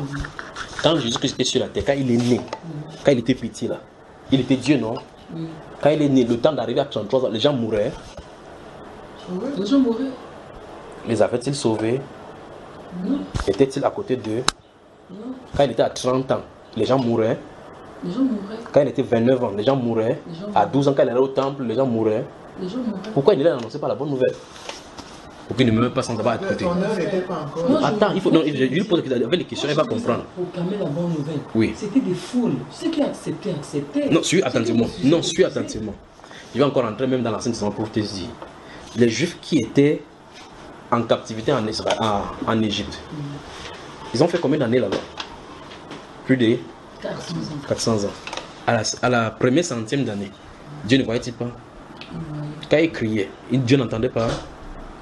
Donne-moi une explication le pourquoi, après 50 ans de cri, il n'a pas répondu. La Bible dit, dans ce qu'il veut, il le fait. Je continue. Quand Moïse est sorti, tous ceux qui ont crié pendant les 400 ans avant que Moïse ne vienne, les gens ne sont pas morts. Ils sont morts en esclavage, oui ou non? Oui. Sont-ils son peuple? Oui. Mais ce n'était pas lui qui avait dit qu'il doit aller en captivité, il va les délivrer. Si. Ok. Lorsque Moïse est sorti, quand elle est venue appeler Moïse, il dit que j'ai entendu le cri, mon peuple est monté vers moi. C'est ceux de cette année-là qui ont crié que le cri est monté vers lui. Donc ça veut dire que ceux-ci ont plus crié que ceux des premiers siècles, c'est ça? Non, il a fait ça. En fait, Dieu fait des choses dans son programme. Je me coupe la parole. Oui. Moi, je voulais savoir, Dieu fait ça, mais qu'est-ce qu'elle allait faire nous qui, par exemple, on est comme on est là? Non, ma soeur, c'est pour ça que je dis que c'est plus facile des questions de la Bible. La première chose à comprendre, c'est même pas ça. C'est comprendre le fonctionnement de Dieu. Quand tu comprends le fonctionnement de Dieu, comment Dieu fonctionne, tu vas comprendre comment il fonctionne avec les hommes. Parce que tu veux comprendre ce que tu fais, tu vas vouloir faire des choses pour Dieu. Si tu veux comprendre ce que tu as fait, regarde par exemple, tu as pris l'exemple, si je crois que je suis enfant de Dieu, qu'est-ce que je dois faire, quelle est ma responsabilité de la famille? Tu vois la question que toi tu poses, c'est pas la question qu'il faut poser. Il faut poser la question, Seigneur, maintenant que je suis chrétien, qu'est-ce que je dois faire? C'est plutôt ça qu'il faut poser. Si tu poses la question, il faut que mes familles croient. Qui t'a dit que ceux-ci doivent croire? C'est ce que je t'en ai dit, c'est ce que je t'en ai posé. L'apôtre, pourquoi il a cru? Tu as entendu, il est allé dans sa famille pour aller prêcher partout. Peut-être on ne dit pas, n'est-ce pas? Je n'ai pas avancé. Jésus-Christ lui-même, dans sa propre famille, on croyait en lui. Il dit, ouvre Jean chapitre 7. Non, on ne croyait pas parce qu'il a dit. Non, il ne parle même pas de son village. Il dit dans sa maison, ses petits frères, croyaient-ils en lui? Non, je ne crois pas. Tu as vu, par une grâce spéciale, il les a appelés, n'est-ce pas? Ok, oui, ma soeur. Donc ça veut dire que lorsqu'on essaie d'exhorter les membres de la famille, c'est mauvais? Non, c'est pas ça que je voulais dire. Je crois que bienvenue à Yaoundé, d'accord? Je crois que c'est moi qui suis bienvenu à Yaoundé ou c'est vous qui êtes bienvenu à Yaoundé. Non, c'est intéressant. Dans Actes des Apôtres chapitre 16, si vous lisez le verset 25 à 32, on parle de la conversion des geôliers là-bas. Où il dit que l'apôtre Paul dit que crois et tu seras sauvé, toi et ta famille. Ça, c'est le verset que les gens font. Vous voyez, le pasteur se met sur la chaise, il prend le micro. Que la Bible déclare que crois et que tu seras sauvé toute sa famille. Posez-lui la question si toute sa famille a cru. Posez à lui la question. Que si c'est vrai pour lui. C'est aussi simple que possible. Donc quand un pasteur dit que la Bible déclare, bien aimé, que vous devez prier pour votre famille, il faut croire que vous êtes formé. Depuis lui qu'il est pasteur, s'il a 25 ans, qu'il montre la liste des membres de sa famille, tous ceux qui ont été sauvés. Vous allez voir que c'est un menteur, parce qu'il ne comprend pas le verset qu'on dit. Donc je ne dis pas encore, n'entends pas le verset. Si quelqu'un se tient là, il dit que la Bible déclare que crois et tu seras sauvé, toi et toute ta famille. Dis-lui que montre-moi ça vrai dans ta famille. Il dit chaque pasteur. Vous voyez, chaque chose que dit, c'est seulement les questions. Et là, les questions, il faut que s'accumuler. Moi, je me dis que lui fait sa part. Qui? Le pasteur. Qui ça? Non, en fait, c'est pas le problème du pasteur. Je dis, vous voulez seulement dire, la compréhension qu'on amène dans ce verset-là est erronée. Okay. Ça fait que tout le monde est erroné. Parce que chacun, au lieu de travailler pour son salut, déjà tu te concentres sur quelqu'un. Que non, j'ai pris pour ça. Toi, tu n'es pas encore sauvé. C'est ça le vrai problème. Vous voyez? Donc quelqu'un dit que non, votre Jérusalem c'est votre maison et autres. La première chose à faire, c'est qu'il faut que d'abord, premièrement, la poutre qui est dans ton œil. Comment faire pour être sauvé? Bonne question. Ah Seigneur, où est-ce qu'il va aller sur cette terre-ci? Bienvenue à Yaoundé. Merci ma soeur, vraiment bienvenue à Yaoundé. Donc en réalité, on a troublé la foi. Les choses que nous avons sur la terre, vous voyez, vous mettez la télévision, vous mettez la chaîne, vous voyez, je reste, mais chaîne. Chacun fait n'importe quoi avec le nom de Dieu. Grande nuit des menées, tempête des miracles, au programme, prophétie. On programme les prophéties. Bien-aimé, je te dis, toi qui me regardes actuellement en cette maison, sache que la sérénité ne vient pas de Dieu. Tu dis, mais celui-ci lit quel genre de Bible? Toutes les femmes stériles dans la Bible, c'est Dieu qui les a rendues stériles. N'est-ce pas, ma chère? Quand tu restes à la maison, tu dis, comme les femmes cherchent l'enfant, leur dit que sa tête tient. Non, tu vas laisser ce programme, c'est fais quoi. Aimer l'enveloppe des prophéties. Mais si tu viens là-bas, on te dépouille pour que la prière soit en dernier lieu. Alors, on a des problèmes, on a troublé la foi. La simplicité à l'égard de Christ, c'est simple, comme la Bible dit, tu crois simplement. Crois simplement. C'est-à-dire, tu vois comment on est simple comme ça, comme il y a l'air ici, comme ça là. Tu crois qu'il y a le Seigneur et qu'il t'a sauvé. Simplement comme ça.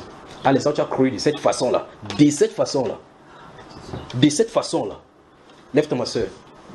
Je vais te montrer. Donc, depuis que tu es dans la maison, si tu crois tellement et tu as une très grande foi, va toucher mon ordinateur.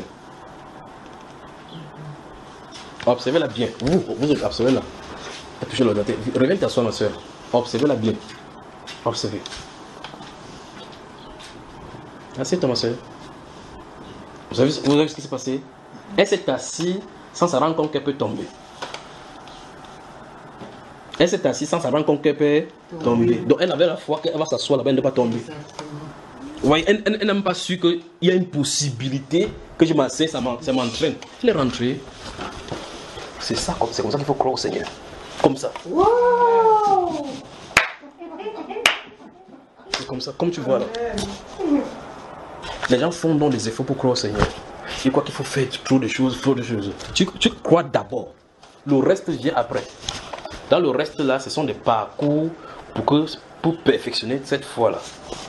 D'accord, ma soeur? Mais oui, je comprends bien. Mais moi, j'ai quelque chose qui me dérange un peu. Parce que je ne sais pas si c'est l'amour de Christ en nous qui nous. Parce que lorsque nous avons fait, il y a une nature en nous. La nature de Christ. Il n'y a plus de même personne qui est. Mais est-ce que parfois j'ai toujours le désir de parler de Christ à quelqu'un? Parfois j'ai besoin de dire à ma petite soeur ou à mon père qui est déjà vieux, parce que j'ai veux que mon désir est que vraiment il soit sauvé pour le ciel. Parfois j'ai des gens qui disent, papa, quand tu as un problème, il faut prier. Jésus-Christ est Seigneur. Vraiment, il faut. J'exhorte mon père. Il dit oui. Pourquoi j'ai ce désir-là en moi? Bon, on va commencer par le commencement. Comment toi tu as cru? On m'a annoncé la parole de Dieu. Et tu as cru? Oui. Qu'est-ce qu'on t'a dit par la suite? Tu as commencé à annoncer aux gens? Non, pas tout de suite. Non, pas tout de suite, mais tu as quand même commencé à aller annoncer aux gens. Plus tard. Et plus tard, qui t'a envoyé?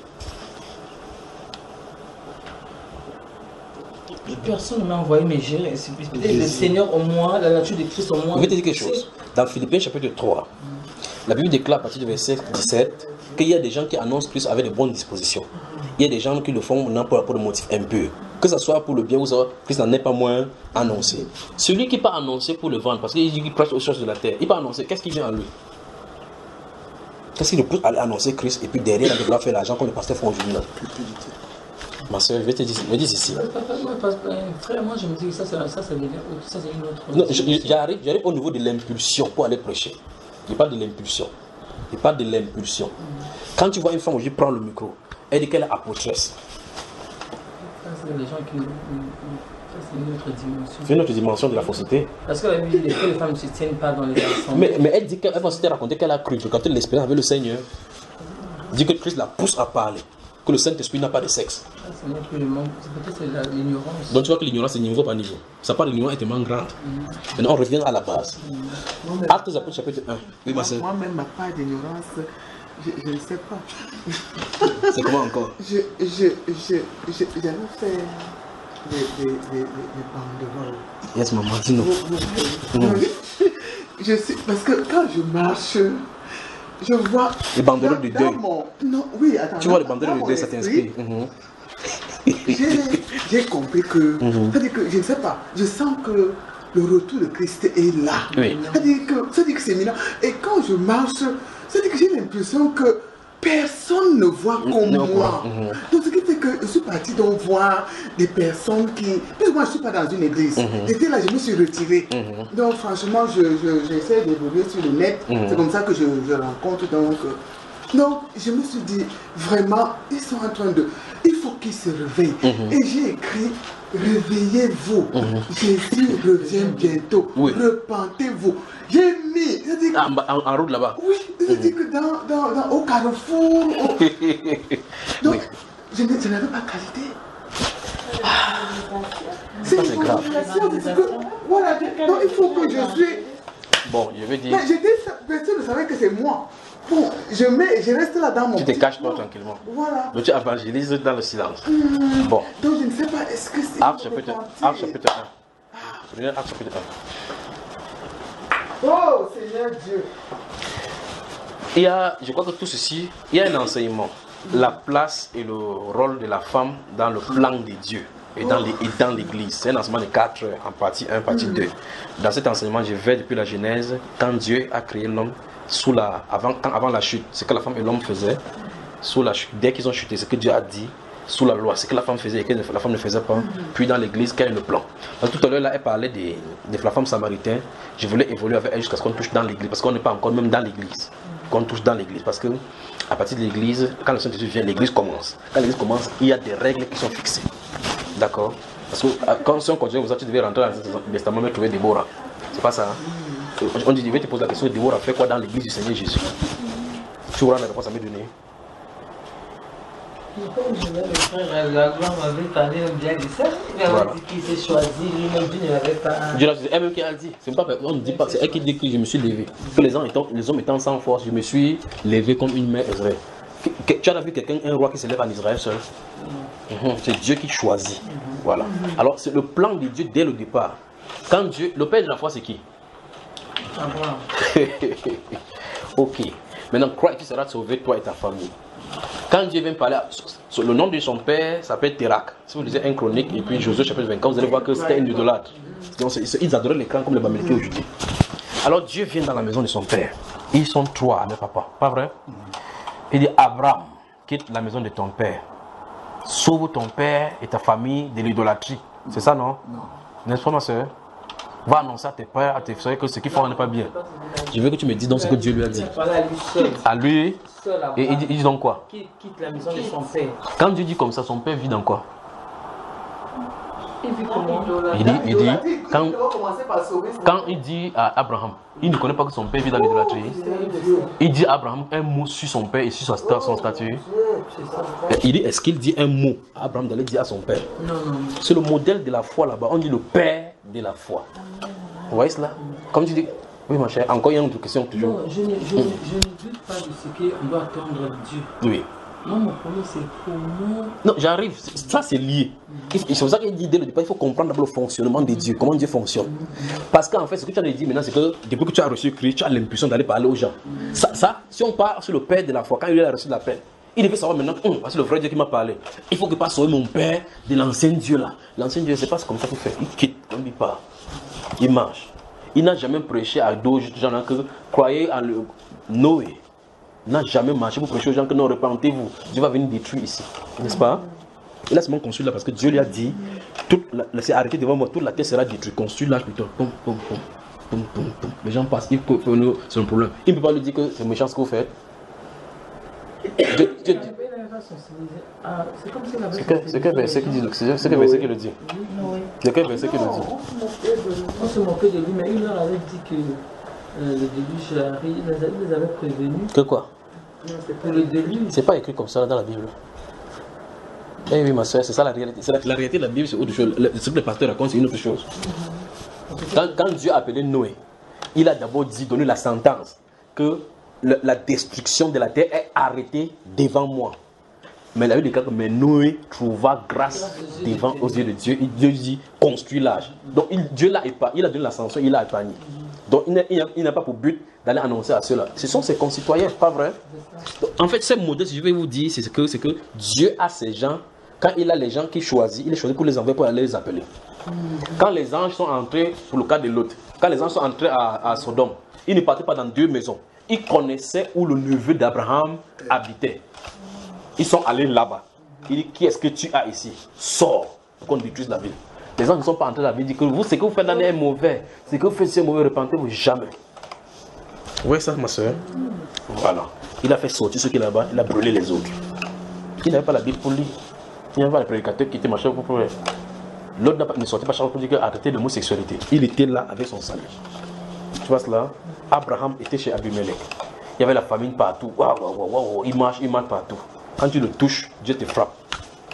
C'est pour ça qu'il dit dans Psaume 105, verset 15, que ne touche pas à mes oies. Or, les Juifs ne marchaient pas quelque part connaissant le vrai Dieu pour convertir les gens au judaïsme. Jamais. Ça ne se trouve pas dans la Bible. Ce n'est pas le but là-bas. Le but était de vivre la vie de Dieu pour que ça montre l'image aux autres. Point. Tu vois? Vous êtes la lumière du monde. Que votre lumière luise parmi les hommes. Il n'a pas dit allumer les hommes. Hein. Il n'a pas dit allumer que quand tu as la bougie, tu allumes sur la bougie des autres quelqu'un. Il a dit que vous êtes la lumière du monde. Que votre lumière luise parmi les hommes. Vous êtes le sel de la terre. Vous. Quand il dit vous êtes le sel de la terre, ça dit les autres sont quoi? Toi tu es sel, il te dit que tu es sel. Tu dis non, il faut que celui-là devienne sel. Il faut que celui-là devienne sel. C'est toi qui te fais que tu es sel. Ah, on a des problèmes. Mais dans la musique, Apollos a fait ceci, l'autre a décrit ça fait quoi? Il y a des appels donc. Attention, il y a donc les appels. Tu as effectivement, si tu es chrétien, tu as un travail à faire. Ce que je suis en train de dire, c'est la compréhension chrétienne du 21e siècle qui veut que quand tu es sauvé, tu veux sauver tout le monde. C'est ça que je suis en train de dire. Que tu sors automatiquement, comment? C'est ce que les gens disent. Quand vous sortez chercher qui? Quand tu sors là, tu pars où? Quand tu sors, tu pars où? Tu te mets à la maison, tu te dis qu'il faut qu'il ne pas prêcher aujourd'hui. On a des problèmes. Si les chrétiens travaillaient dans l'écoute du Seigneur, peut-être tu vas rester comme ça. Dieu dit que je veux que tu pries pour le président zambien.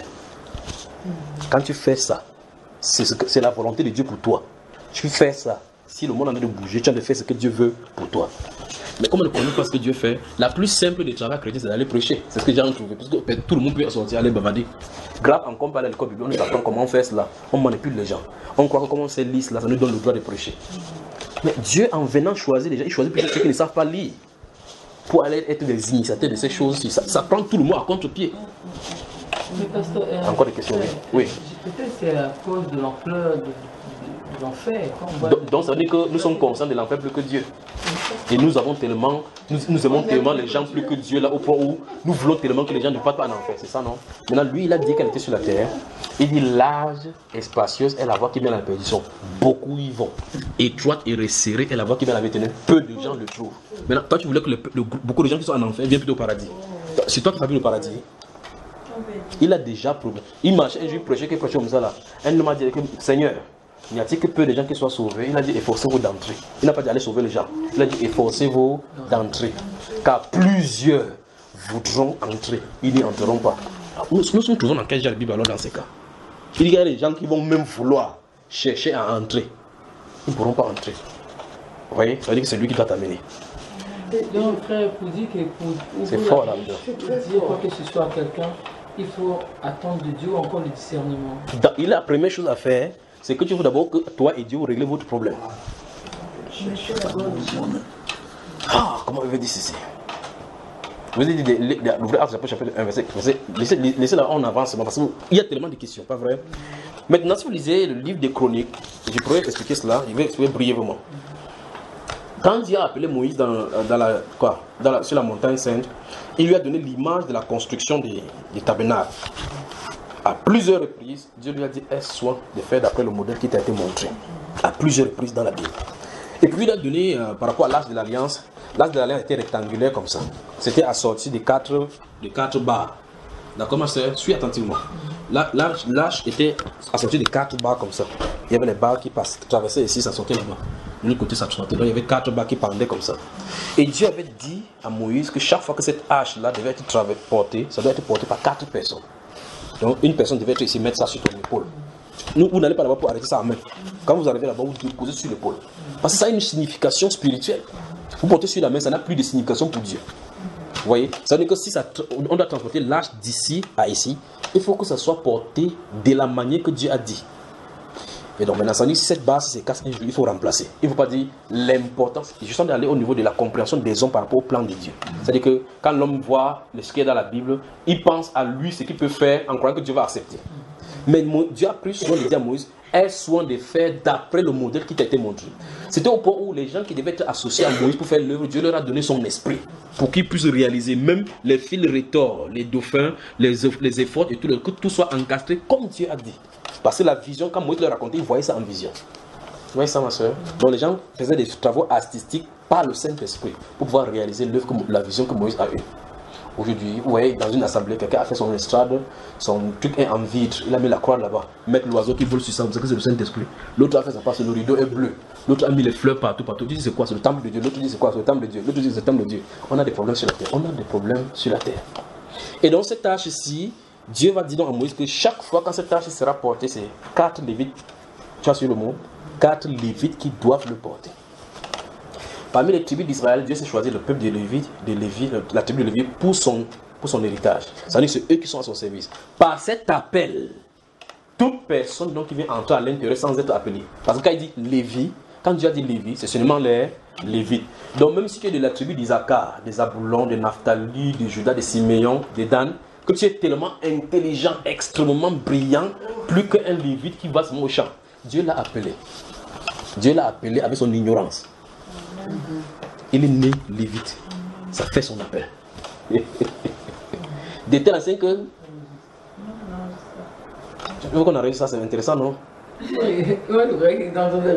Oui, c'est enregistré, donc comme il est enregistré, c'est bon. Alors, ma soeur a enregistré tranquille, vous avez dit que dans la catéchèse, comme c'est bon là, il faut que ce soit enregistré. Bon, on continue. Et donc, de tel enseigne que si quelqu'un de la tribu de Dan s'est fâché, il dit que non, les Lévites ne font pas ce qu'ils font faire. Il porte l'arche, il va avoir des problèmes. Pas vrai? Maintenant, à un moment donné, donc, si vous lisez le livre de 1 Samuel, 2 Samuel, ça se trouve là-bas, et puis de 1 Chronique, 2 Chroniques, la Bible déclare que Israël avait péché contre Dieu, les Philistins ont pris l'arche, ils sont partis à Kirjath-Jearim. À Kirjath-Jearim, ça fait longtemps maintenant, David a dit, il y a cela longtemps là, on ne s'est pas occupé de l'arche de l'Éternel. Il a tenu conseil et tout Jérusalem avec lui. Il vient tout Jérusalem. Ça, c'est celui dont la Bible parle que c'est l'homme selon le cœur de Dieu. Il a tenu conseil tout Jérusalem avec lui. Tous les chefs d'Israël étaient d'accord. C'est ce qu'ils ont fait. Ils ont raboté le plus grand bois parce que sa majesté, comme les gens construisent le plus grand temple, ils disent que notre Dieu était un grand Dieu. Il faut faire quelque chose qui brille. Ils ont raboté le plus grand bois, mettre des vernis de haute norme, orner le bois comme ça pour aller porter l'arche. Ils ont porté l'arche dont le bœuf était devant. Comme on porte derrière, ça tirait. Ils ont porté l'arche, mettre là-bas, les gens marchaient tout autour. David était devant. Mof Médé. Quoi de l'histoire des pentecôtistes, non? Quand le culte veut commencer, c'est qu'on danse là. David dansait, la Bible dit, c'est vraiment qui dit, je suis en train de citer ce qui est dans la Bible. La Bible déclare que David dansait de toutes ses forces, devant l'arche. Il était devant, il dansait, là, venait derrière. Tout les gens,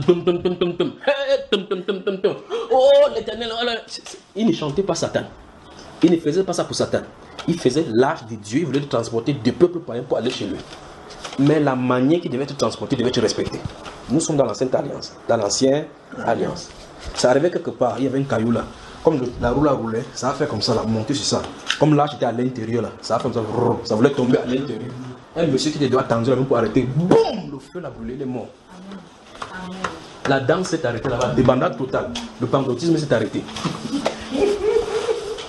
David a regardé comme ça, la Bible déclare, David eut peur de Dieu ce jour-là. C'est l'homme selon le cœur de Dieu qui chante les cantiques là. Il s'est tourné là-bas comme ça, avec ça. Son habit qui tournait, vous savez que c'est pas mal. Quand Dieu allait tuer ce monsieur, il n'a pas dit, il était ignorant. Il n'a pas dit, si le tue, sa femme va vivre comme avec ses enfants. Il n'a pas dit, peut-être qu'il était une personnalité importante. Pourquoi? Parce que le Dieu qu'on sait est redoutable. C'est aussi un feu dévorant. À cet instant, David eut peur de ce jour-là. De Dieu ce jour-là, la personne qui dit l'Éternel est bon, il est miséricordieux. Quand on tourne vers le regard, on est rayonnant de joie. Là-bas, c'était la pleure. Alors quand tu es venu, boum, il a dit hé. Ce qui s'est passé, quand vous lisez la suite du verset, après qu'Isaïe était castiné, il s'est rendu compte maintenant, il allait vers le prophète. Parce que le prophète, c'est le porte-parole du Seigneur. Il dit Nathan, quel est le problème? Le prophète Nathan s'est tenu là-bas. Il lui a dit les paroles du Seigneur. Parce que vous n'avez pas cherché Dieu. Moïse avait prescrit, quand il faut porter, il faut que c'est 4 Lévites qui le portent. Il avait tenu conseil, tout le monde est d'accord, sauf la voix autorisée pour aller demander. Qu'est-ce que ceci signifie? Ceci signifie que si on veut faire quelque chose pour Dieu, il faut que tu sois la personne appropriée, premièrement. Parce que ce n'était pas le Lévite qui le transportait, ce n'était pas à l'initiative de David de le faire. Remarquons très attentivement une fois de plus, c'est que tout le monde était d'accord. Ils ne chantaient pas les louanges du Satan. Ils faisaient ça pour la gloire de Dieu. Mais il n'en demeurait pas moins que, ils étaient fautifs parce que ce n'est pas à eux de le faire. Ils n'étaient pas à leur place. Ils le faisaient mal. Après, qu'est-ce qu'il fait? Il a appelé maintenant les Lévites et les sacrificateurs. Il dit, sanctifiez-vous, allez porter l'âge comme Moïse vous a ordonné. C'est David qui le dit. Et puis il dit, parce que nous ne l'avons pas cherché, d'après sa parole, un homme en est mort. Qu'est-ce que tout ceci nous présente dans les Saintes Écritures? On veut chercher Dieu, cherchons Dieu selon sa parole. Ça veut dire que si il a fait, il faut que ça soit fait de cette façon-là. S'il a ordonné, il faut que ça soit fait de la façon dont il a ordonné. C'est lorsque qui est entré avec le baptême aujourd'hui, les catholiques disent que non, l'important c'est qu'il y ait de l'eau. Il y a des gens qui baptisent dans les baignoires. Allez, tu viens, tu te plonges dans les baignoires, tu te laves. Un jour, c'est le baptême. À la piscine. Tu demandes à quelqu'un que c'est quoi, frère? Il dit non, l'important c'est que l'eau soit pleine, qu'on puisse immerger. C'est toi qui écris la Bible. Il n'y avait-il pas de piscine à Bethesda? Il y avait. Baptisait-il là-bas? Oui. Pourquoi il partait toujours partout où l'eau coulait? Qu'est-ce qui ne va pas avec vous? Vous voyez le problème qu'on en a? Non, l'important c'est qu'il y ait l'eau. Le catholique dit non, il faut que tu baptises sur la tête. Au nom du Père, du Fils, du Saint-Esprit. Il dit ok. Pourquoi sur la tête? Donnez-moi une explication biblique qu'on verse plutôt sur la tête. Si on te verse sur la main au nom du Père, du Fils et du Saint-Esprit, toi-même tu vas accepter que tu es baptisé. Le catholique lui-même dit non. Il dit ok, dis-moi l'explication biblique qui fait qu'on verse plutôt sur la tête. Parce que ce n'est pas soutenu par la Bible. Alors toute chose qui n'est pas consistante à la parole de Dieu, même si on joue le nom de Dieu là-bas, il faut s'en éloigner. C'est ça dont c'est les questions. Donc toute notre vision maintenant, il faut donc ramener nos visions, c'est-à-dire nos façons de faire les choses de Dieu à la parole. Parce que l'apôtre Paul a dit, je vous ai annoncé tous les conseils de Dieu sans en rien cacher. Donc si ton conseil est là-bas, on n'a plus rien à ajouter. Et en fait, la Bible ferme même sur ces paroles-là. Rien ne doit y être ajouté. On ne doit rien en retrancher. Et bien si c'est dit de cette façon-là, ça veut dire que c'est oui et amen. Alors chaque fois que je vais faire n'importe quoi, je pose la question. Le Seigneur Jésus, si on-t-il enseigné cela? Si c'est non, il faut s'en éloigner. Il faut s'en éloigner. C'est comme les affaires des dîmes et les offrandes dont on fait aujourd'hui. On dit ok, c'est mieux pour qu'on construise le temple de Dieu. Donc ils sont plus intelligents aujourd'hui parce que la place est tellement petite qu'il faut construire. Ceux-là de la première conversion dont on parlait, ils avaient 4000. Tu as vu une collecte pour construire le temple quelque part? Et ma soeur, nous touchons ça maintenant. Donc, oui. Je m'excuse de vous couper la parole. Oui. Est-ce que cela revient? C'est pourquoi la Bible dit quoi que vous fassiez, faites tout par l'esprit. Non, faites tout au nom du Seigneur Jésus. Ça va tout au nom du Seigneur Jésus et ça sera pour sa gloire. Ça veut dire que tu dois faire n'importe quoi. Avant de commencer n'importe quoi, il faut recevoir l'esprit. C'était même avec l'esprit au point où même ceux qui servaient à table devaient être baptisés du Saint-Esprit. N'est-ce pas, ma soeur? Ça veut dire que quand on choisit les gens qui doivent partager la nourriture, on dit que pour que tu partages la nourriture aux chrétiens, il faut que tu sois rempli du Saint-Esprit. Attends, la soeur a froissé le visage. Tu n'as jamais vu ça dans la Bible? Acte chapitre 6 nous dit, il dit lorsque les hellénistes ont commencé, Acte chapitre 6 à partir du verset 1. Ouvrons cela là. J'ai parlé là, ouvert les yeux, vous avez regardé de quoi est-ce qu'il parle là-bas. Acte des apôtres, chapitre 6. Tu lis ça mon frère? Actes des apôtres. Chapitre 6. À haute voix. En ce temps-là. À partir du verset 1. En ce temps-là, le nombre de disciples augmentant, les hellénistes murmuraient contre les Hébreux parce que leurs veuves étaient négligées dans la distribution qui se faisait chaque jour. Les 12 convoquèrent la multitude des disciples et dirent: il n'est pas convenable que nous laissions la parole de Dieu pour servir aux tables. Donc, on voit effectivement que ceux qui étaient à la parole de Dieu étaient différents de ceux qui étaient là-bas. Ce n'est pas tout le monde qui allait pour la parole de Dieu. Même quand l'apôtre Paul et Barnabas allaient quelque part, Barnabas ne parlait pas, il restait tranquille aux apôtres pour parler parce que c'est lui qui portait la parole. C'est à lui que l'évangile est donné. Mais aujourd'hui, chacun parle. Quand le pasteur n'est pas là, sa femme parle. Quand il n'est pas là, sa femme n'est pas là, ils ont voyagé. Même son fils peut parler. Dieu, ce n'est pas l'église familiale. Ce n'est pas un empire. D'accord, ma chère? On a des problèmes. Continuons ici. C'est pourquoi, frère, choisissez parmi vous 7 hommes de qui l'on rende un bon témoignage, qui soit plein d'Esprit Saint et de sagesse, et que nous chargerons de cet emploi. On n'a pas dit seulement des gens qui sont simples, qui ne mangent pas trop. L'une des conditions, c'est qu'on rende lui un bon témoignage. Deuxième condition, qu'ils soient pleins de l'Esprit Saint. Donc, pour que tu prends le verre comme ça pour donner l'eau à quelqu'un, un chrétien, il faut que tu sois baptisé du Saint-Esprit. Baptisé du Saint-Esprit, est-ce que d'autres personnes peuvent connaître que celui-ci est... Mais naturellement, il y a seulement le chocage qui ne veut pas seulement choquer les gens. Parce que tu dis quelque chose, tu vas dire la vérité parce que quelqu'un va te fouiller. Mieux je prêche seulement la parole comme ça. Quand tu entends, tu sais si c'est de toi qu'on parle ou pas. C'est comme ça que moi je fais. Je ne veux pas être ennemi avec quelqu'un. Je vous aime tellement que je suis obligé de dire seulement de cette façon-ci. Est-ce que frère, est-ce que c'est possible que tu es dans la maison par exemple, disons, donnez un exemple comme ça, il y a un voleur dehors. Tu dis, il est en train de tu constates qu'il y a un danger dehors. Est-ce qu'avant de sortir, tu dis, Seigneur, qu'est-ce qu'elle veut faire? Aide-moi. Est-ce que je sors? Est-ce que tu peux demander ça? Oui, naturellement, la Bible dit quiconque a la réponse aussitôt. Non, mais attends, Dieu peut utiliser n'importe quoi. Dieu peut faire que le bandit part. Je vais vous raconter une histoire. Je ne sais pas où j'ai raconté cette histoire-ci. Nous sommes où? C'est au Cameroun ici, oui. Donc, à Douala, j'avais rencontré un garçon à qui j'étais en train de parler. Je lui ai parlé du Seigneur Jésus-Christ cette nuit-là. Il ne sait pas. Et c'est comme ça qu'il fait et il agit. J'étais en train de lui parler des Saintes Écritures, il ne croyait pas. Je lui parlais seulement, je me rends compte que j'étais en train de justement lui parler. C'est cette façon que je peux mettre cela. Il était là avec les cagoules, comme ce sont les garçons qui écoutent le yo. Ils font les choses comme ça, yo, avec les jeans qui sont descendus jusqu'ici. On a parlé là jusqu'à 19h, on était à Makepe. Et puis, il voulait partir. Et puis, cette bouche s'est ouverte. Il dit, quand tu seras dans la difficulté, souviens-toi. Dis-toi seulement, invoque le Jésus, que frère et Seigneur, si tu es vrai, que je viens enseigner, sauve-moi. Vous savez ce qui s'est passé?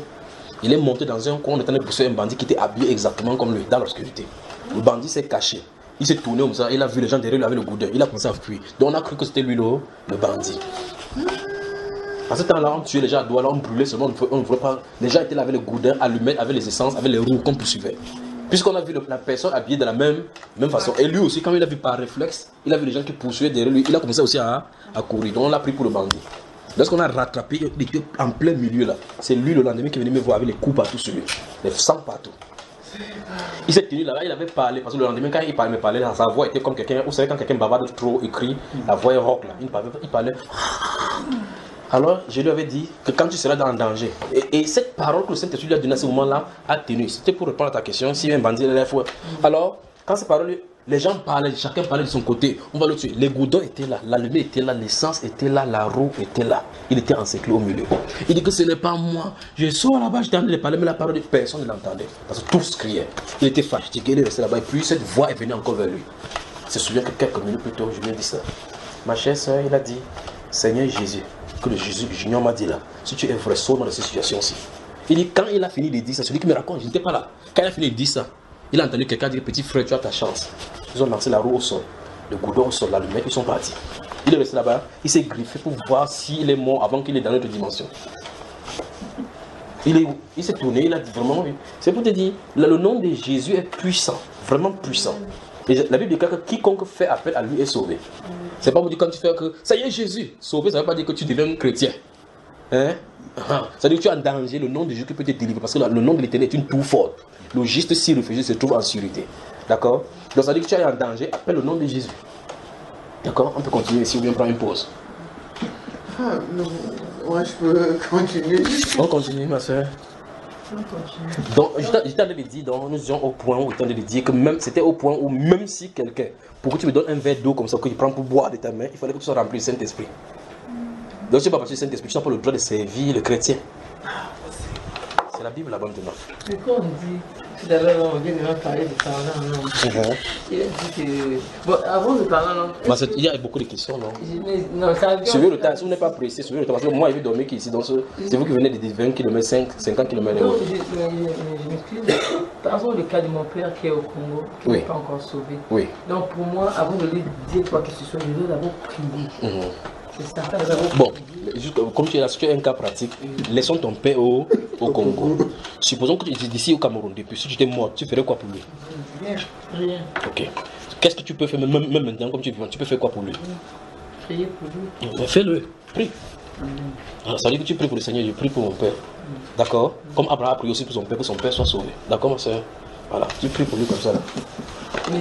Abraham, quitte la maison de ton père. La parole de Dieu dit que mon peuple périt faute de connaissance. Parce que franchement, on pose des actes, mais nous ne connaissons pas que les actes que nous sommes en train de poser, ça nous amène Le problème c'est que. on croit bien faire. En fait, c'est ça le vrai problème.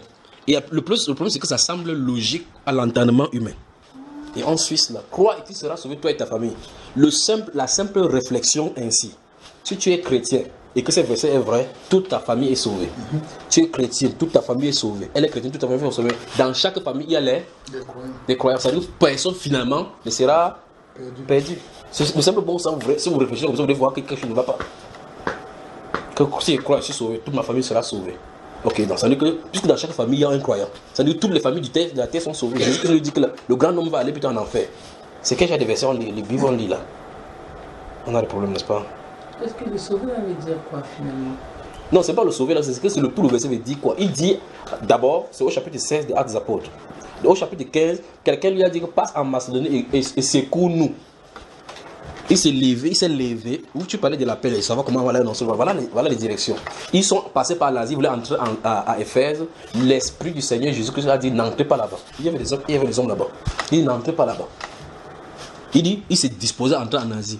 Le Saint-Esprit a dit n'entrez pas là-bas. Pourtant, ils ont été envoyés pour aller sauver les gens. Oui, frère, est-ce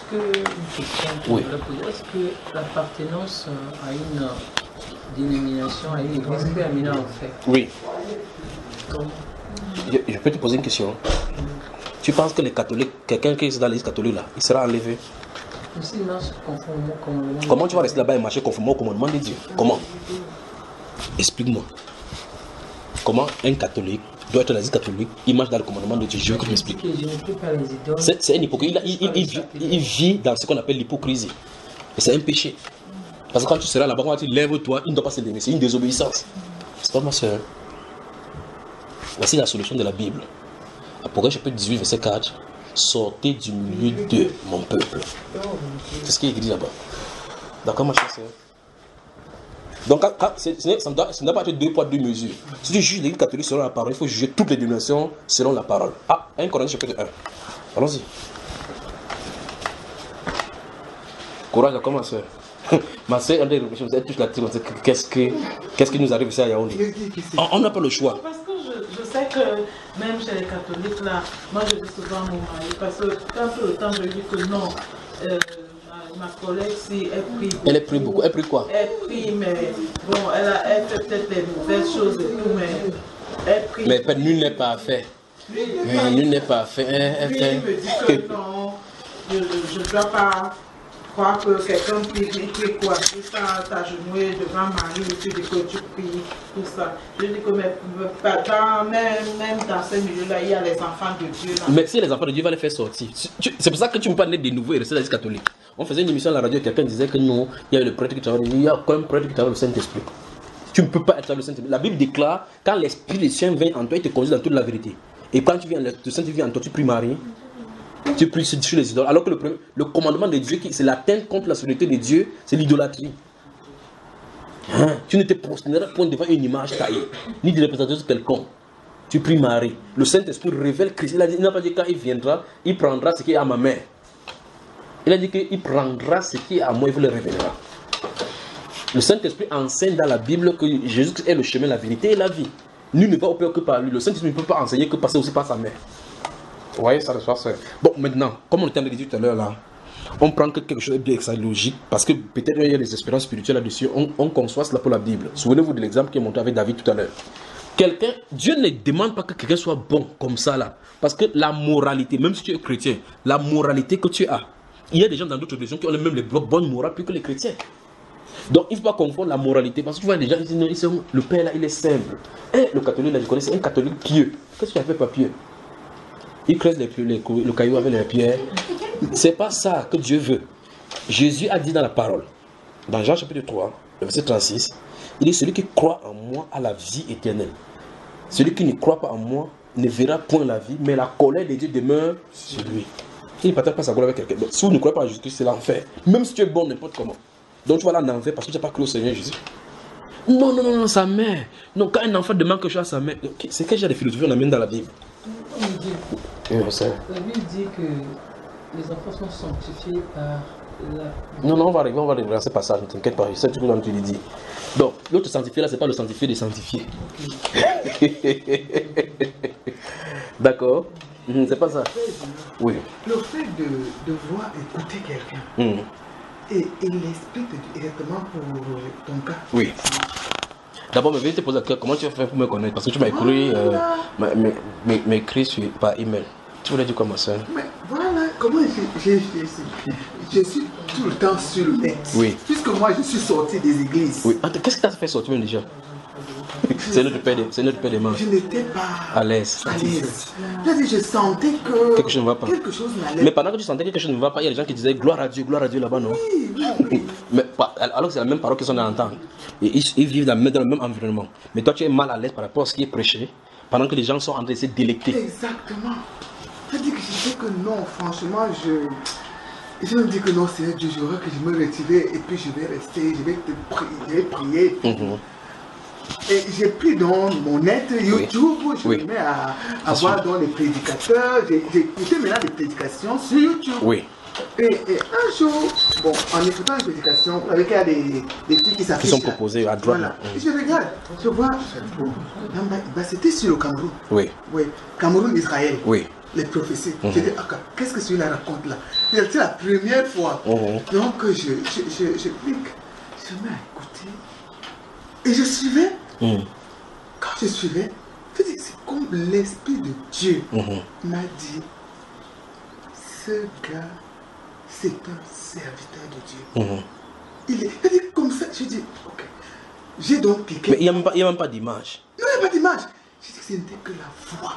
J'avais la chair de poule. Tu dis, je dis que, comment ce gars-là? Il parlait. Après, j'ai dit que non. Allons dans le site même. Le site. Je vois, c'était déjà 800 quelque chose. Tu as dit, vidéos. Je dis que, my God, je me suis mis donc à chercher des vidéos. Je vois un titre, je note. Dans le cahier qui est plein là-bas comme ça. Je monte mon cahier. Donc tu mets le thème, le titre, tu écoutes avec la Bible. Celui qui me paraît que tu notes avec le big rouge, avec le big rouge mince. Yes, oh. Allez voir ici, mauvaise pensée. Oui, première partie. Première partie. Voilà. La marche dans la sainteté des enfants de lumière. Donc, ce que j'ai déjà écouté, oui, je coche. Vous voyez, il y a plusieurs endroits. Oui. Au début, c'était d'abord au début. Oui. Ce que j'ai écouté, je coche. Voilà, c'est ici. Oui. Je coche.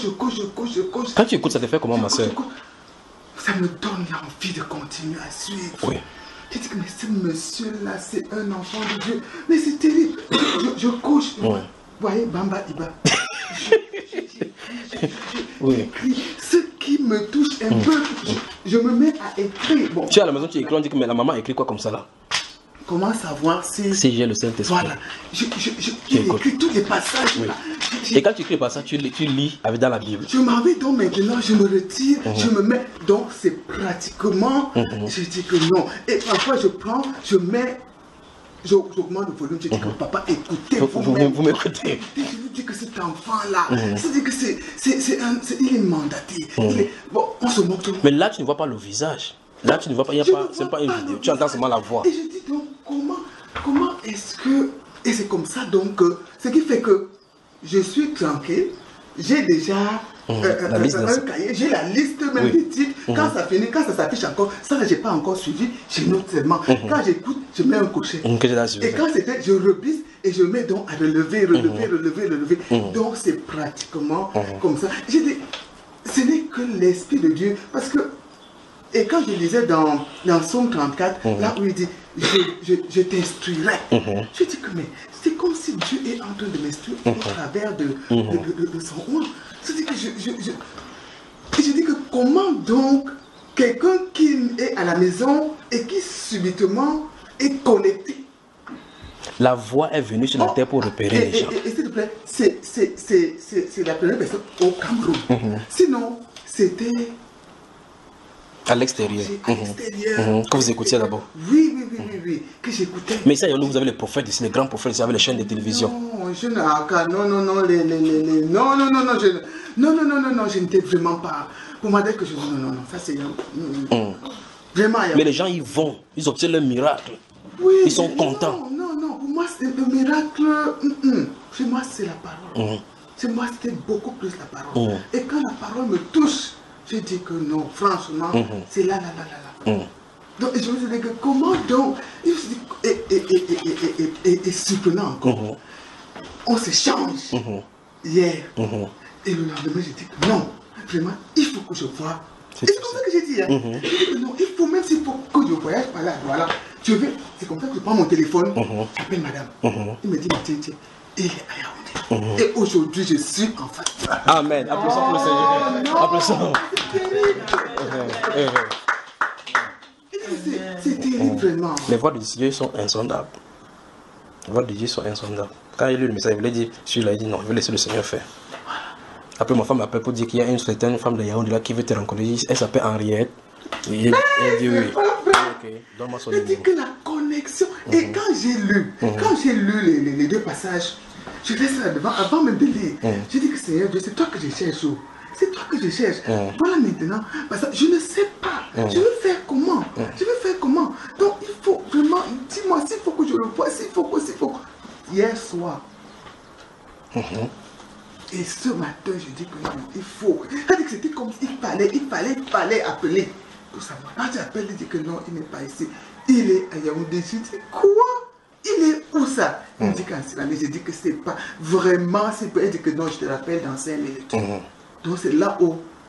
Elle m'a dit, je lui ai dit, donne-moi son numéro, je vais l'appeler. Oh, c'est quand j'ai entendu la fois, j'ai crié, j'ai dit que c'est pas possible. Mais ça, ça veut dire que c'est une connexion divine. Le Seigneur a dit qu'il connaît ses brebis. Et que ces brebis entendront sa voix.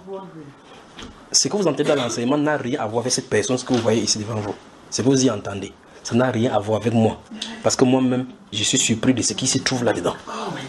D'accord, ma soeur? Et par conséquent, cette voix-là répète ces gens. Et regarde, je suis devant lui, il n'a pas de Bible ouverte. Quand il dit, attendez, j'entends seulement, oh merci Seigneur. Je dis, oh, c'est Dieu qui vient de recevoir un message. Oh, il donne tellement, je ne fais que écrire. Il donne.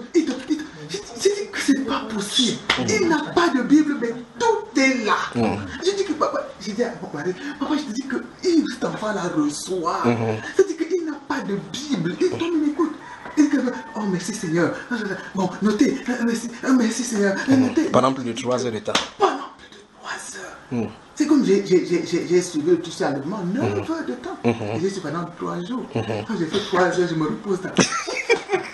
Enlèvement et grande tribulation. On fait comme ça pendant 9 heures de temps. Je n'ai pas fini ça. Tu n'as pas fini jusqu'à présent. Non, j'ai fini. 3 heures, je me repose et je cherche ailleurs. Je dis que non, c'est bon pour aujourd'hui. Je reviens demain pour continuer parce que là, je suis saturé.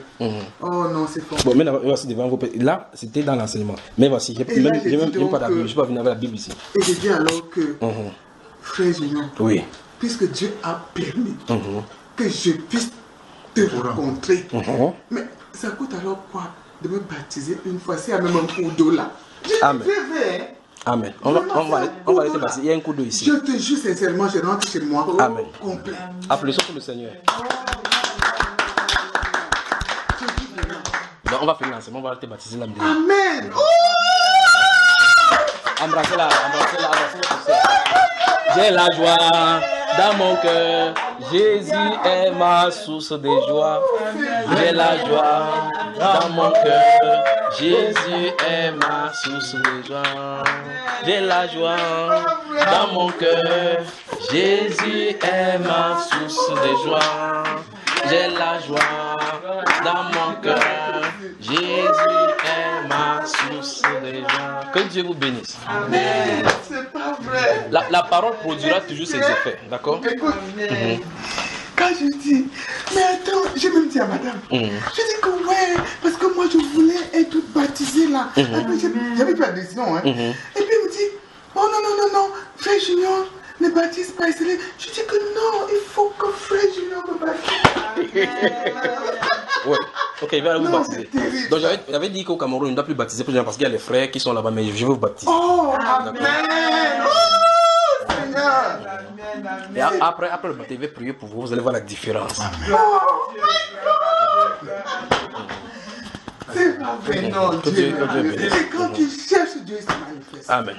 Oh là là. On prend une pause, le temps de prendre de l'eau, n'est-ce pas? Oui. On prend une pause, une pause.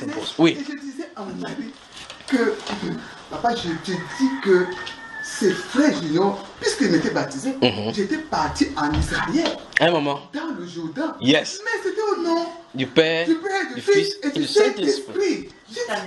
Oui. Pour imiter Jésus.